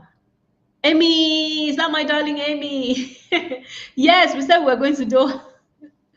We said we were going to Doha, and Doha is definitely happening. So you guys just start, preparing for it, put money aside, and let's go on that trip. But I'm feeling like we're probably even going to do a 1 day, just a full day retreat, paid retreat in Lagos. For those of you who are here, my darling sisters that are in the diaspora will be giving me side eye right now. Like, what do you mean by that? What do you mean you want to do a retreat without us? But I got you. Wherever in the world you are, I got you. I got you. Anyway, everybody, please subscribe. Jumoke, you're my darling, because you're really looking out for us and looking out for me and telling everybody to subscribe. Yes, definitely, you guys subscribe, because I've got incredible things coming for you this year, and you want to subscribe and turn on your notification, because this year, loud, it's gonna be loud. Somebody says it's gonna be loud. It's gonna be so loud. Anyway, so we're talking about intergenerational transmission. There's something called the biological transmittability of trauma and soul wounds. Holy Spirit, help me touch on this just a little. It's a very large and wide body of work, but I'll try to, just so that you can have an understanding and appreciation for it, and then you can start to look out for it in your own life. I remember that it was TIMA, the Identity Mastery Academy, that we did last year, when I think we had just finished the inner child healing session, and someone said to me, Tosin, I don't remember any adverse experiences that I had growing up. I don't remember any bad things that happened to me, but I'm so afraid. She was telling us that she's hyper vigilant, so she's constantly afraid of bad things happening. She had such a fear of life, a fear of bad things happening. And typically you would attribute that to, when someone's safety has been compromised in the past. Maybe they've experienced a robbery incident, they've witnessed someone murdered, they've been in a car crash, stuff like that. But the more I tried to exploit with her, what could have happened, we could not come up with any answer. Annie, we're coming to Abuja. We're likely to have if you're in Abuja, put it in the comments for me. We're likely to have a pop-up event in Abuja. We're having the Radiant Life conference. I don't want, we'll talk about those things later, in Lagos, but we're looking at coming to Abuja for a pop-up event. So we might just see in Abuja later in this year. You know, so we were trying to explore this thing. The more I probed, and the more we could not come up with solution. The thing bothered me, oh, my sisters. And my brothers here, please. The thing bothered me. It bothered me so much. Why can't we find out the root cause of this girl's fear? Until I started to do more study, and I realized that there's something called the biological transmittability of trauma, and I will add soul wounds.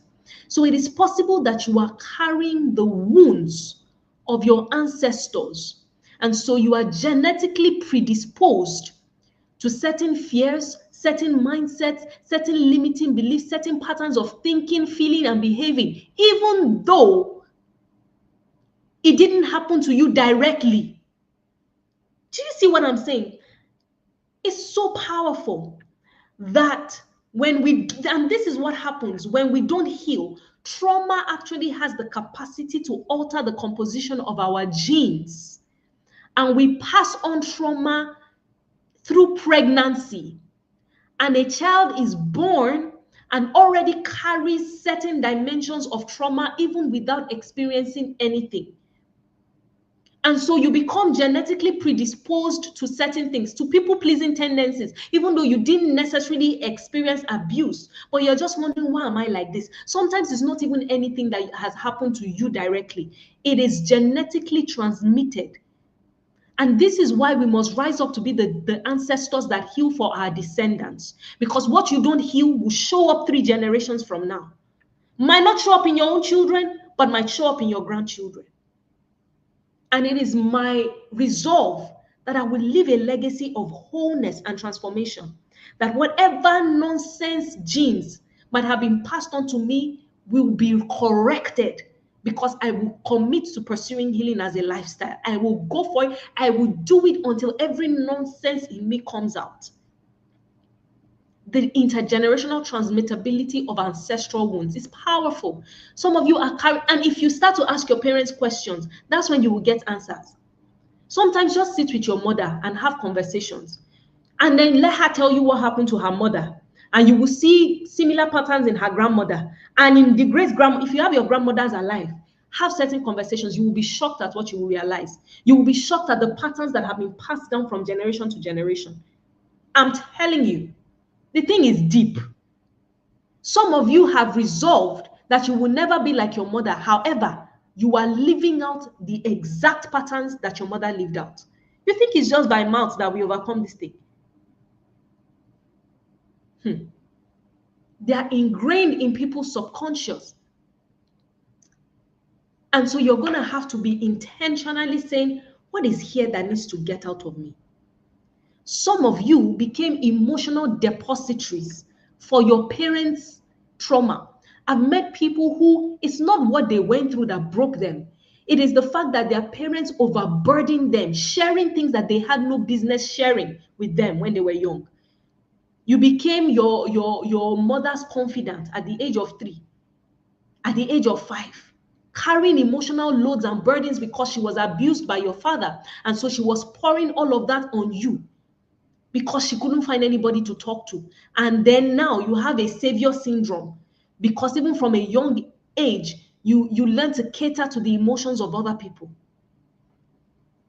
And now you are Madam Fixer. You're always looking for broken people to fix, because from childhood, you were already fixing your mother who was emotionally immature. And you're going to start dropping all those burdens because they're not yours to carry. It's deep. This thing is deep. It's very, very deep. It's very deep.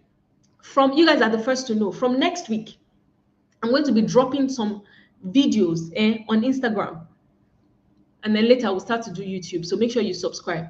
I'm going to start dropping some videos. I recorded some videos, went to the studio intentionally to record some things that are going to shake some tables. So make sure you're standing behind me when I start posting those things, because I'm going to shake tables and shatter tables. So make sure you're standing behind me. But just last, Jesus got me. Jesus got all of us. Yes, this hero complex, this Messiah syndrome, this thing is deep. And sometimes it's intergenerational. So some of the things you're battling with are intergenerational. And that's why if you're single, you're so blessed. This is the best time to heal. Every time I get into coaching sessions or counseling sessions with single people, I'm almost jealous. I'm like, this thing's me. I'm teaching you. If I knew them when I was unmarried, God, you're so blessed. Blessed are your ears that are hearing these things if you're unmarried, because this is the time to do that work. You're believing God for the fruit of the womb. You're so blessed because there are things that you don't have to pass on in pregnancy. Some of you are in environments, toxic environments that stress you, and then you pass on stress hormones to fetuses. These things are real. I'm telling you. I remember saying that to someone one time, and I didn't even have as much knowledge as I had. I just realized that this person, I just felt consistently stressed in that situation. And I said, look, for where I am, I'm still in childbearing age. And I cannot, you know, I cannot carry a pregnancy where I am passing stress hormones to my child. I didn't even know as much as I now do. But this thing is real. It's real. So if you're believing to get pregnant, you're unmarried, you're in such a powerful place, do the work now. So that from the womb, you're passing on hormones of health and wholeness. I'm telling you. Anyway, let's fly. Let's fly. We have to be here by 10. Out of here, rather. Before 10. So how do we proceed? I think this is the second to my next slide, to the last slide. What do we want to do over the next 2 weeks that you're in Liberation Bootcamp? You must show up. This is the time in this next 2 weeks. I invite you to probe deeply. I invite you to not take things for granted in your life.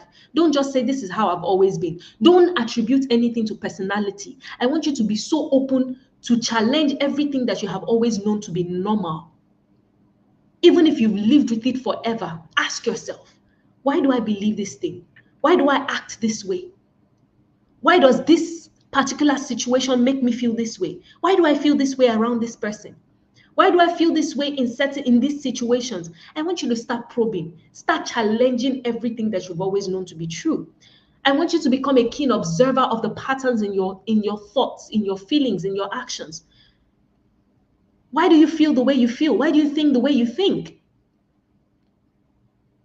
Why is it that anytime you are in this particular situation, certain thoughts are triggered? Why is it that once you see someone who wears a particular color, who dresses a certain way, who wears a particular color of hair, you are triggered immediately? Why? Ask yourself that question. Why is it that maybe you get triggered by someone who appears super confident? Because it triggers an inferiority complex that you're dealing with. Ask yourself questions. Don't just attribute it to the other person and say, I beg, their own is too much. Why do you feel like other people's own is too much? Yeah. Start becoming a keen observer of your thoughts, of your feelings, of your actions, of your outcomes. Probe deeply. Ask yourself questions in this next 2 weeks. The second thing I want you to do is to make the bold choice of investing in your legacy. And in the past, I would say invest in your healing, invest in your wholeness. But I've realized that healing is a legacy work. Healing is legacy work. Because when you heal, you don't just heal yourself, you heal for your descendants, you heal for generations to come. You heal for your entire lineage. So you've got to show up. Make the bold choice to invest. This is the year. See, some of you are willing to spend money on things that don't really matter. You will buy 1 million naira hair, Abi.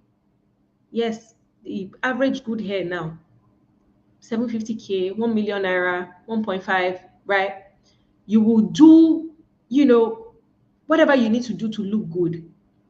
But you're not fixing the things that need fixing on the inside. Some of you will even some of you will not even spend on yourself, but you're happy to spend on other people. Do things for other people because it gives you a sense of nobility. And you even feel bad spending on things that should matter to you. This is the year to change that. This is the year to invest. See, you are the greatest asset as far as your life is concerned.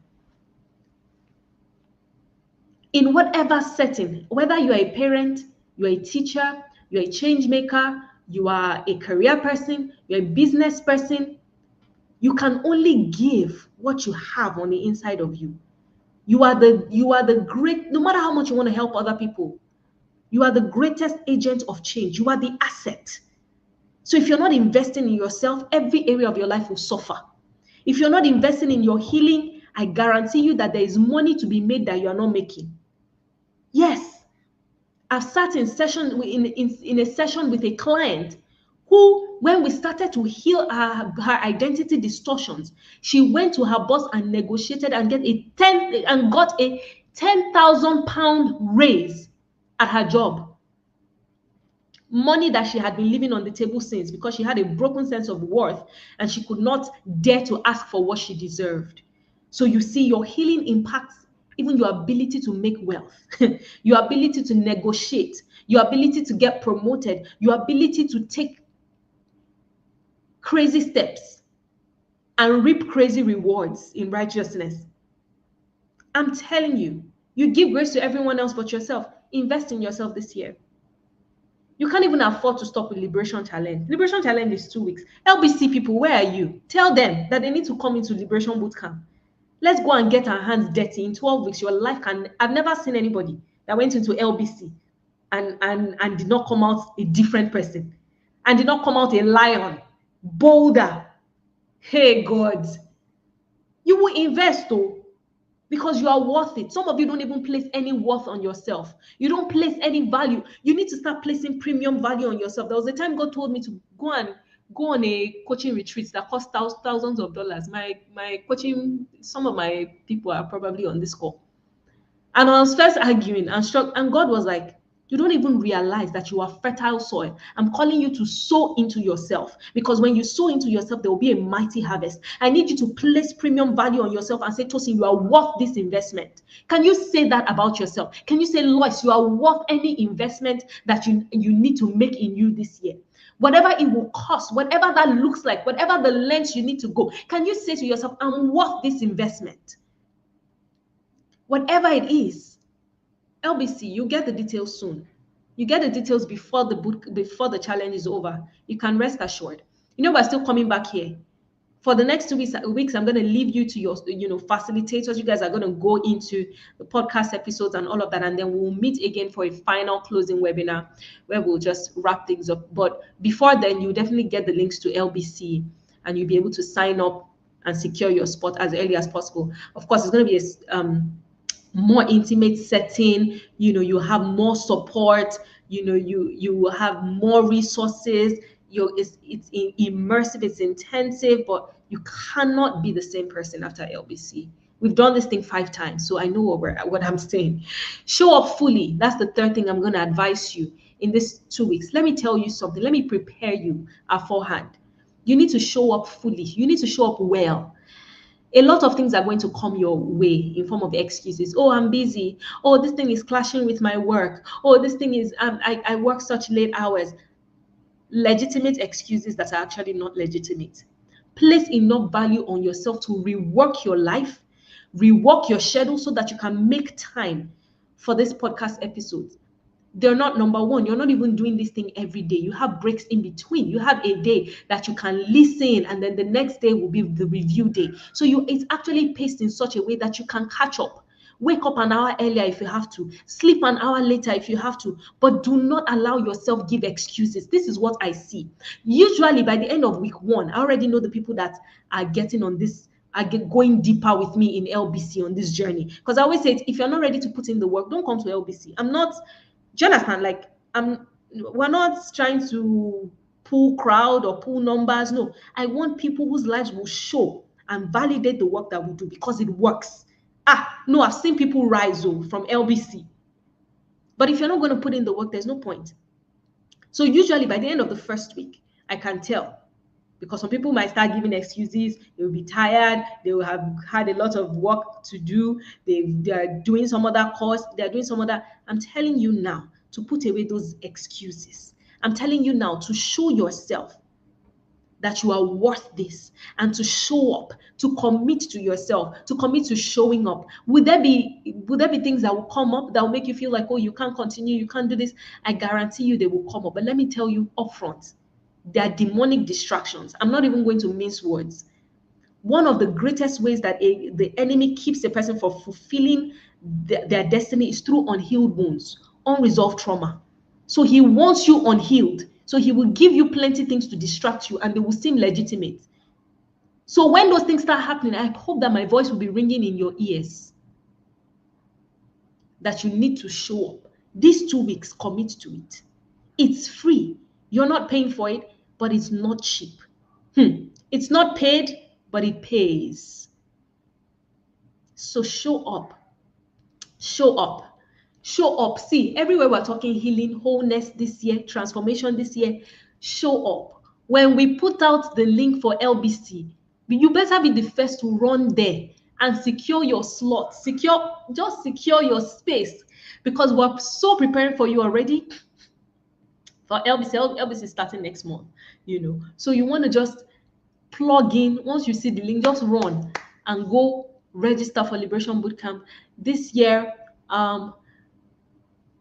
My Lagos people, let's meet up at the Radiant Life Conference. I haven't shared this anywhere else, but I knew I was going to share this tonight.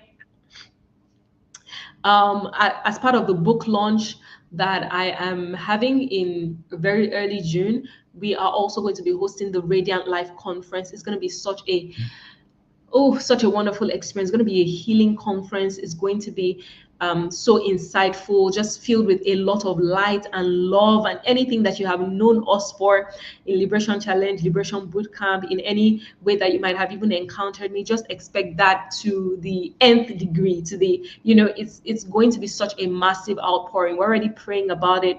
We're going to have such a great time, so prepare to be there. But, if you are even looking to go deeper, and you're like, look, I want to be in a small, and this is how I learn.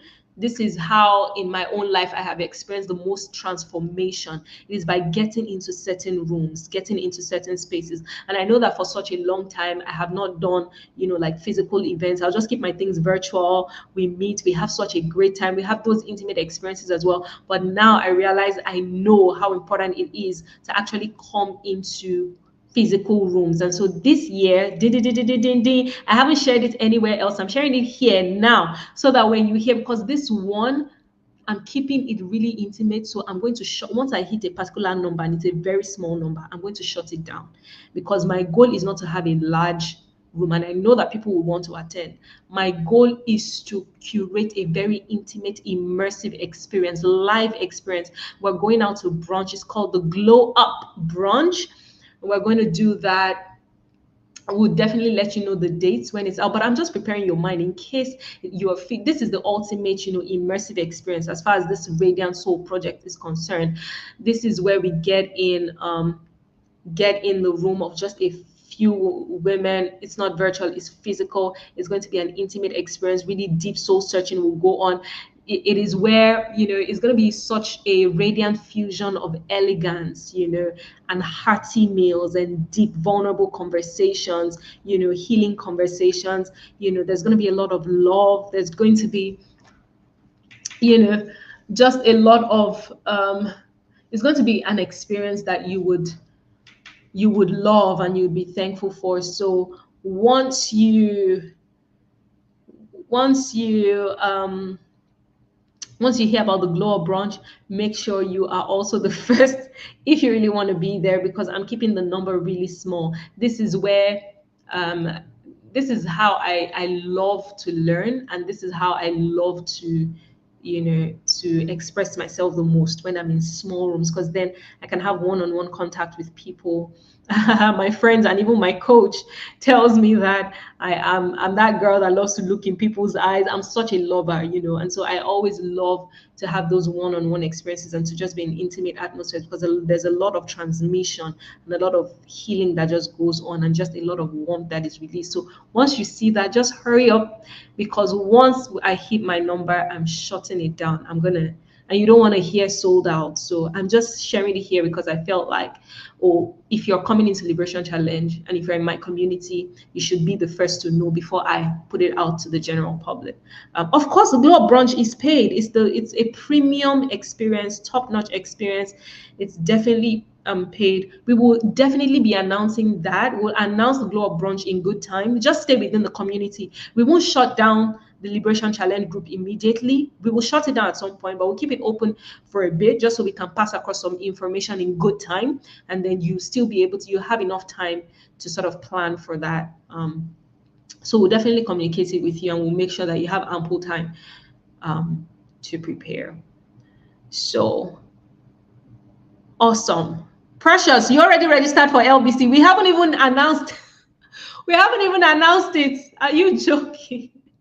How did you even find it? Because we haven't even announced it. Well, it's typically what we see, and this is what's going to happen with the Glow Brunch too. It happened with LBC last year where we had not announced the link. We hadn't shared the link, and people found the link and started registering. People found the link and started registering. So, but I wanted to mention so that you're the first before you hear sold out, because I don't know how some people do it, whether it's an angel that ministers to them or they just put it in Google, but they find it and they secure their slot, and there we go. I love it. So that's it for tonight from me. I feel like we've done such a good job. 2 hours. You guys have done so well. Let's do this, guys. Let's do this. Let's do this. Let's do this. Let's do this. Lois says, who wants to be accountability partners? I love it. I encourage you to do this, to get accountability partners. Let me tell you, especially in LBC, people come into LBC not knowing each other. My sisters here can testify. Amy is here. I don't know if Odun is here and her accountability partner. These people go on to become sisters for life. When you're coming from a background of, hey, I can't really trust people. I don't even know people like that. I don't, but when you're in a community where all of you, and this is why I say, look, bring your friends into LBC, bring your friends into Liberation Challenge, because it's crazy when you're doing this healing work alone and then you go back to a toxic environment where people are not self-aware, they're not on this journey. It just messes up your process. But imagine if everybody in your space was self-aware, was pursuing healing as a lifestyle, right? But then again, that's what you find in LBC, because you now have sisters who are on this same journey with you. Do you understand? You people are pursuing wholeness together. You guys are on this same journey of growth and transformation and self-awareness. Already, it's a natural healing environment. You find people where people that you can be vulnerable with. You'll be like Tosin. I never knew that I could be this vulnerable with a person. I had people in LBC who were praying. They became Tosin. Emmy is here now. Emmy says, let me just highlight her comment. Emmy says, Tosin, we did 6 hours last month, my sister girl and I. This is Emmy. Emmy was with me in LBC, the last cohort that we did. Emmy is telling us now that she did 6 hours of what? 6 hours of prayers. These guys have become besties, literally. And guess what? They're not even, Amy is in Australia. Amy's accountability partner is in the US. She's a doctor. She's a medical doctor in the US. And I remember Amy coming into the program and then being matched with her accountability partner. And Amy was like, hey, will she have my time? She's a medical doctor. She must be busy. But look, they're rocking life together. They're standing in the gap for one another. They built a sisterhood that many people only dream of, that many people only, hope for. This is what you find in LBC. That this is the depth of healing that you experience, because we heal faster when we heal in community and when we find our own kindred. And it's not just Amy that has this experience. Some of my other sisters here have it. Let me find Grace's comment as well. Let me see. Grace says, me and my babes, Odun, I made sisters in LBC after being scared of women. Look at that. Amy says, my experience with Dr. Nena is a movie. It's a movie. It's a movie. Leah, don't worry. You get all these details within a matter of days. You get all these details. You get the link and everything within a matter of days. When we were done with LBC last year, I had tears in my eyes. I was going through the feedback forms and I was like, my goodness. The depth of healing and transformation, the sisterhoods, the friendships. I'm like, see, you guys are not, you even need to be adding me to your group, because did I tell you guys I don't meet you? I'm not looking for sisters and friendships. It's beautiful. It's beautiful. Whew. It's beautiful. Guys, plug in. Dallas, DFW people, we're coming to you later in the year as well, by God's grace. So prepare. We're gonna have a glow up brunch in Dallas by God's grace as well. So prepare to come have a great time And we will definitely put out the information early enough so that you can prepare. Those of you coming into LBC, some of you will be in LBC, you still be in Glow Up Brunch, you'll be everywhere because you deserve it, because you need it. This year, decide you will go all out for yourself. It is powerful when you do. I do it for myself. I invest heavily. Anything that will bring deeper levels of healing and wholeness to my heart, anything that will transform my mind. I'm telling you, I spend hundreds of thousands because I am the biggest asset. If my mind is fixed and my heart is fixed, there's no stopping me. And you will realize soon enough that whatever you paid does not in any way compare with the level of transformation that comes to you. This was what happened in LBC last year, with people reaching me and saying that, Tosin, what did we even pay compared to what the weight of what we have received? I got that so much last year.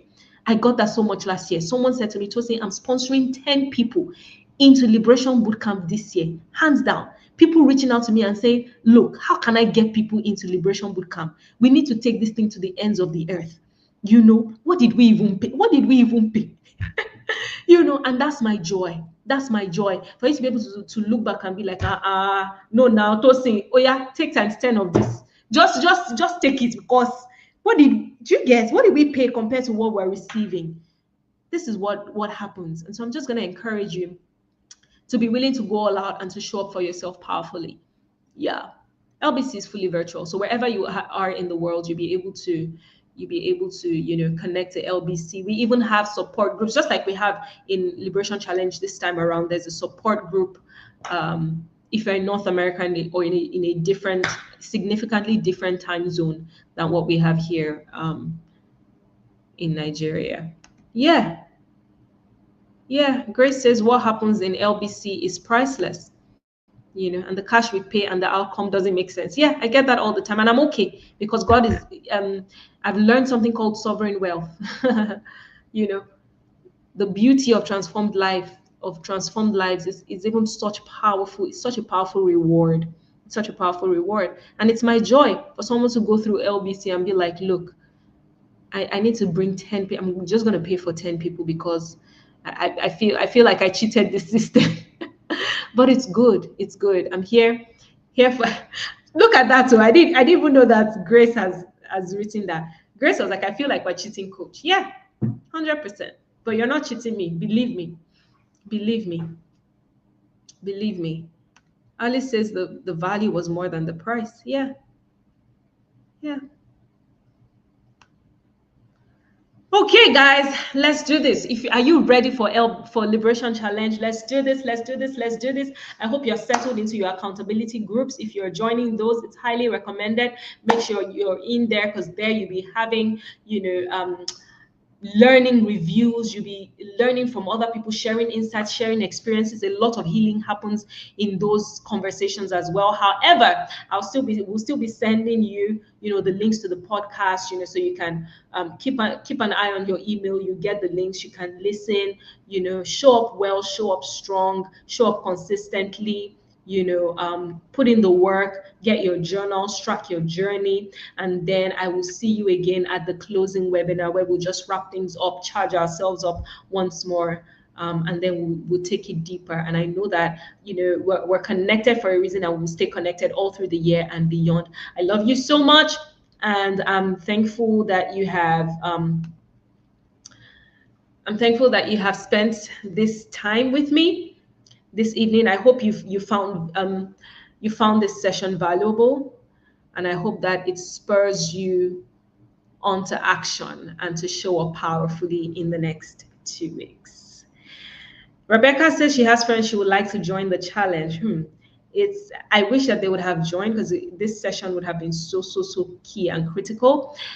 But if you send them the link and they join this weekend, they will definitely still be able to meet up, because Monday is when, Monday is when we start rolling out the episodes, so they can still join in this weekend. I love you, my darling Lisa. I love you so much. Thank you for being here. I love you all so much. Okay. All right. It's been a wonderful night. If you're having any challenges, please write. Hosanna, can you put in the chat where they should write to, so that you can get them set up and settled for the evening, or if you would just reply any of the emails that you typically get from us, if you just reply with your phone number, someone will be there to support you and ensure that you are settled into the learning group. I love you all so much. I love you. I love you. I love you.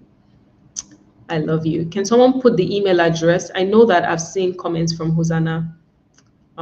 If you put it for me, do any of the facilitators have the email address so that we can highlight it for people who are looking?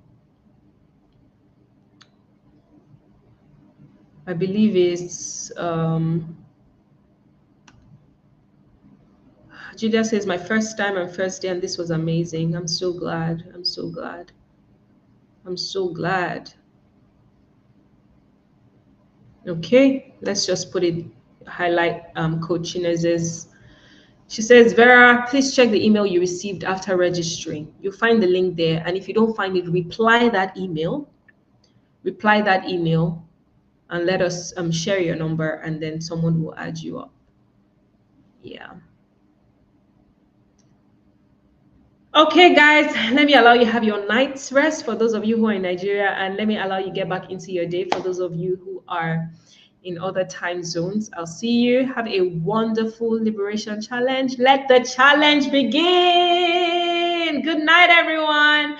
Okay, I'll just stay here and read some comments, but you're free to go. We are officially done, but I'll just hang here with whoever is still hanging here for a bit and see the comments. And of course, if you want to share what the highlight of tonight was for you, feel free to drop the message. What resonated with you the most? What you're taking home with you tonight? Feel free to drop that, and I'll definitely go through that. Anointing is feeling excited. Esther is thankful. You are welcome. You are welcome. You are welcome. You are welcome. Can I still invite someone for the challenge? We'll give you that opportunity. But they do have to come in because we kick off officially on Monday, right? Yeah. Chineza, the link seems broken. Can you just write to officialtosinsonny@gmail.com? Officialtosinsonny@gmail.com. Can someone type it out for me as well? Officialtosinsonny@gmail.com, and then we will just supply your WhatsApp enabled phone number. Tifa says, I heard you speak first at the B Ladies. It must have been conference. Thank you. Thank you for being here. Thank you for being a part of the challenge. Yes, you are sprouting indeed. So many light bulb moments for you. You can share some of those light bulb moments. AGK is excited about the remaining weeks. I'm always excited when I see a man in Liberation Challenge. We're believing for them in LBC as well. Amazing, amazing. Yes, in all you're getting, buy wisdom actually, and do not sell it. That's what the Bible says. Yep. Ah, yes. Are you going to be at the Bloom conference? Yes, I'll be speaking at the Bloom conference on Saturday, next week, Saturday. So see you there. Make sure you come for a hug. And don't just run away after the event. Good night, good night, good night, good night, good night. Yes, you will have access to this session. We will send you the link to the replay. You will definitely have it. I'm glad you found it enlightening. Leah says, what you shared tonight feels like my entire life. I am unbecoming. I love it. I love it. Amy says, looks like some things you spoke about self-protective mode was just for me. Yeah. My sweetie Emalinda says, highlight for her is unbecoming. It shattered everything I've known for a long time. Yeah. Chidima says, definitely challenging every mindset I have from today. I love it. Our darling facilitator, Oiza, says, let's do it. Let's do it. Let's do it. Amazing. Thank you guys for your comments. Ladipupa says safety can be a bondage. I've got wings, so I don't need to crawl but fly. So, so good. So, so good. Oluwani Femi says, for me, unbecoming. I've been so much focused on becoming, and now I'm aware of the things I need to unbecome. Thank you so much. Looking forward to LBC. Joy says, thank you for healing me through your story. You are my blessing. I'm so glad.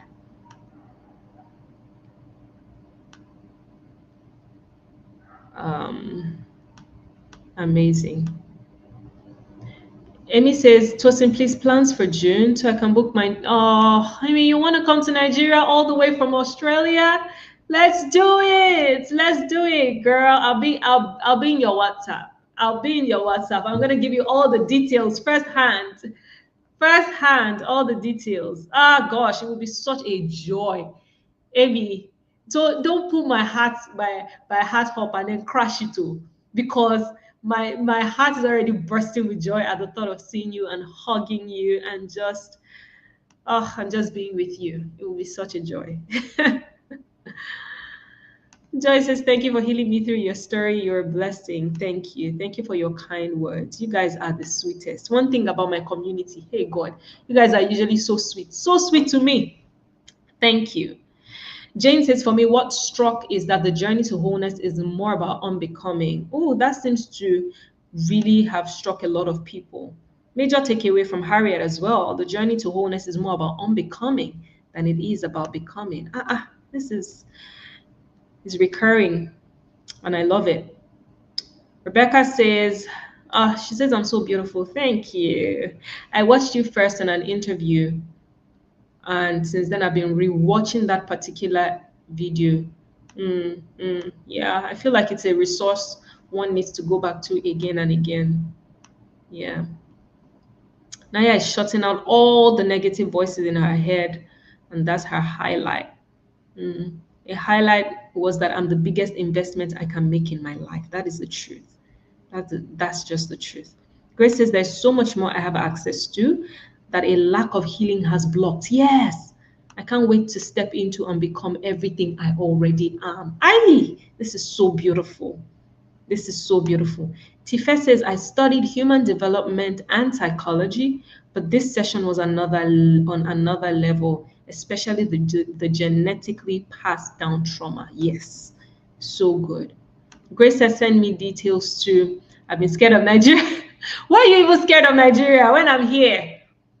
I got you, girl. I'll send you deets. I got you. I can't wait to see everybody. Amy says, June on my mind. Thank you, everyone. You are amazing. All passengers are not equal. No, I choose to fly first class on the flight of life. All right. Blessings says, thank you so much. I'm so glad I have joined. Okay, I've gone through all the comments that I have here. Thank you for being such a wonderful audience. I love you, and I'll see you again soon. Have a wonderful night. Bye for now.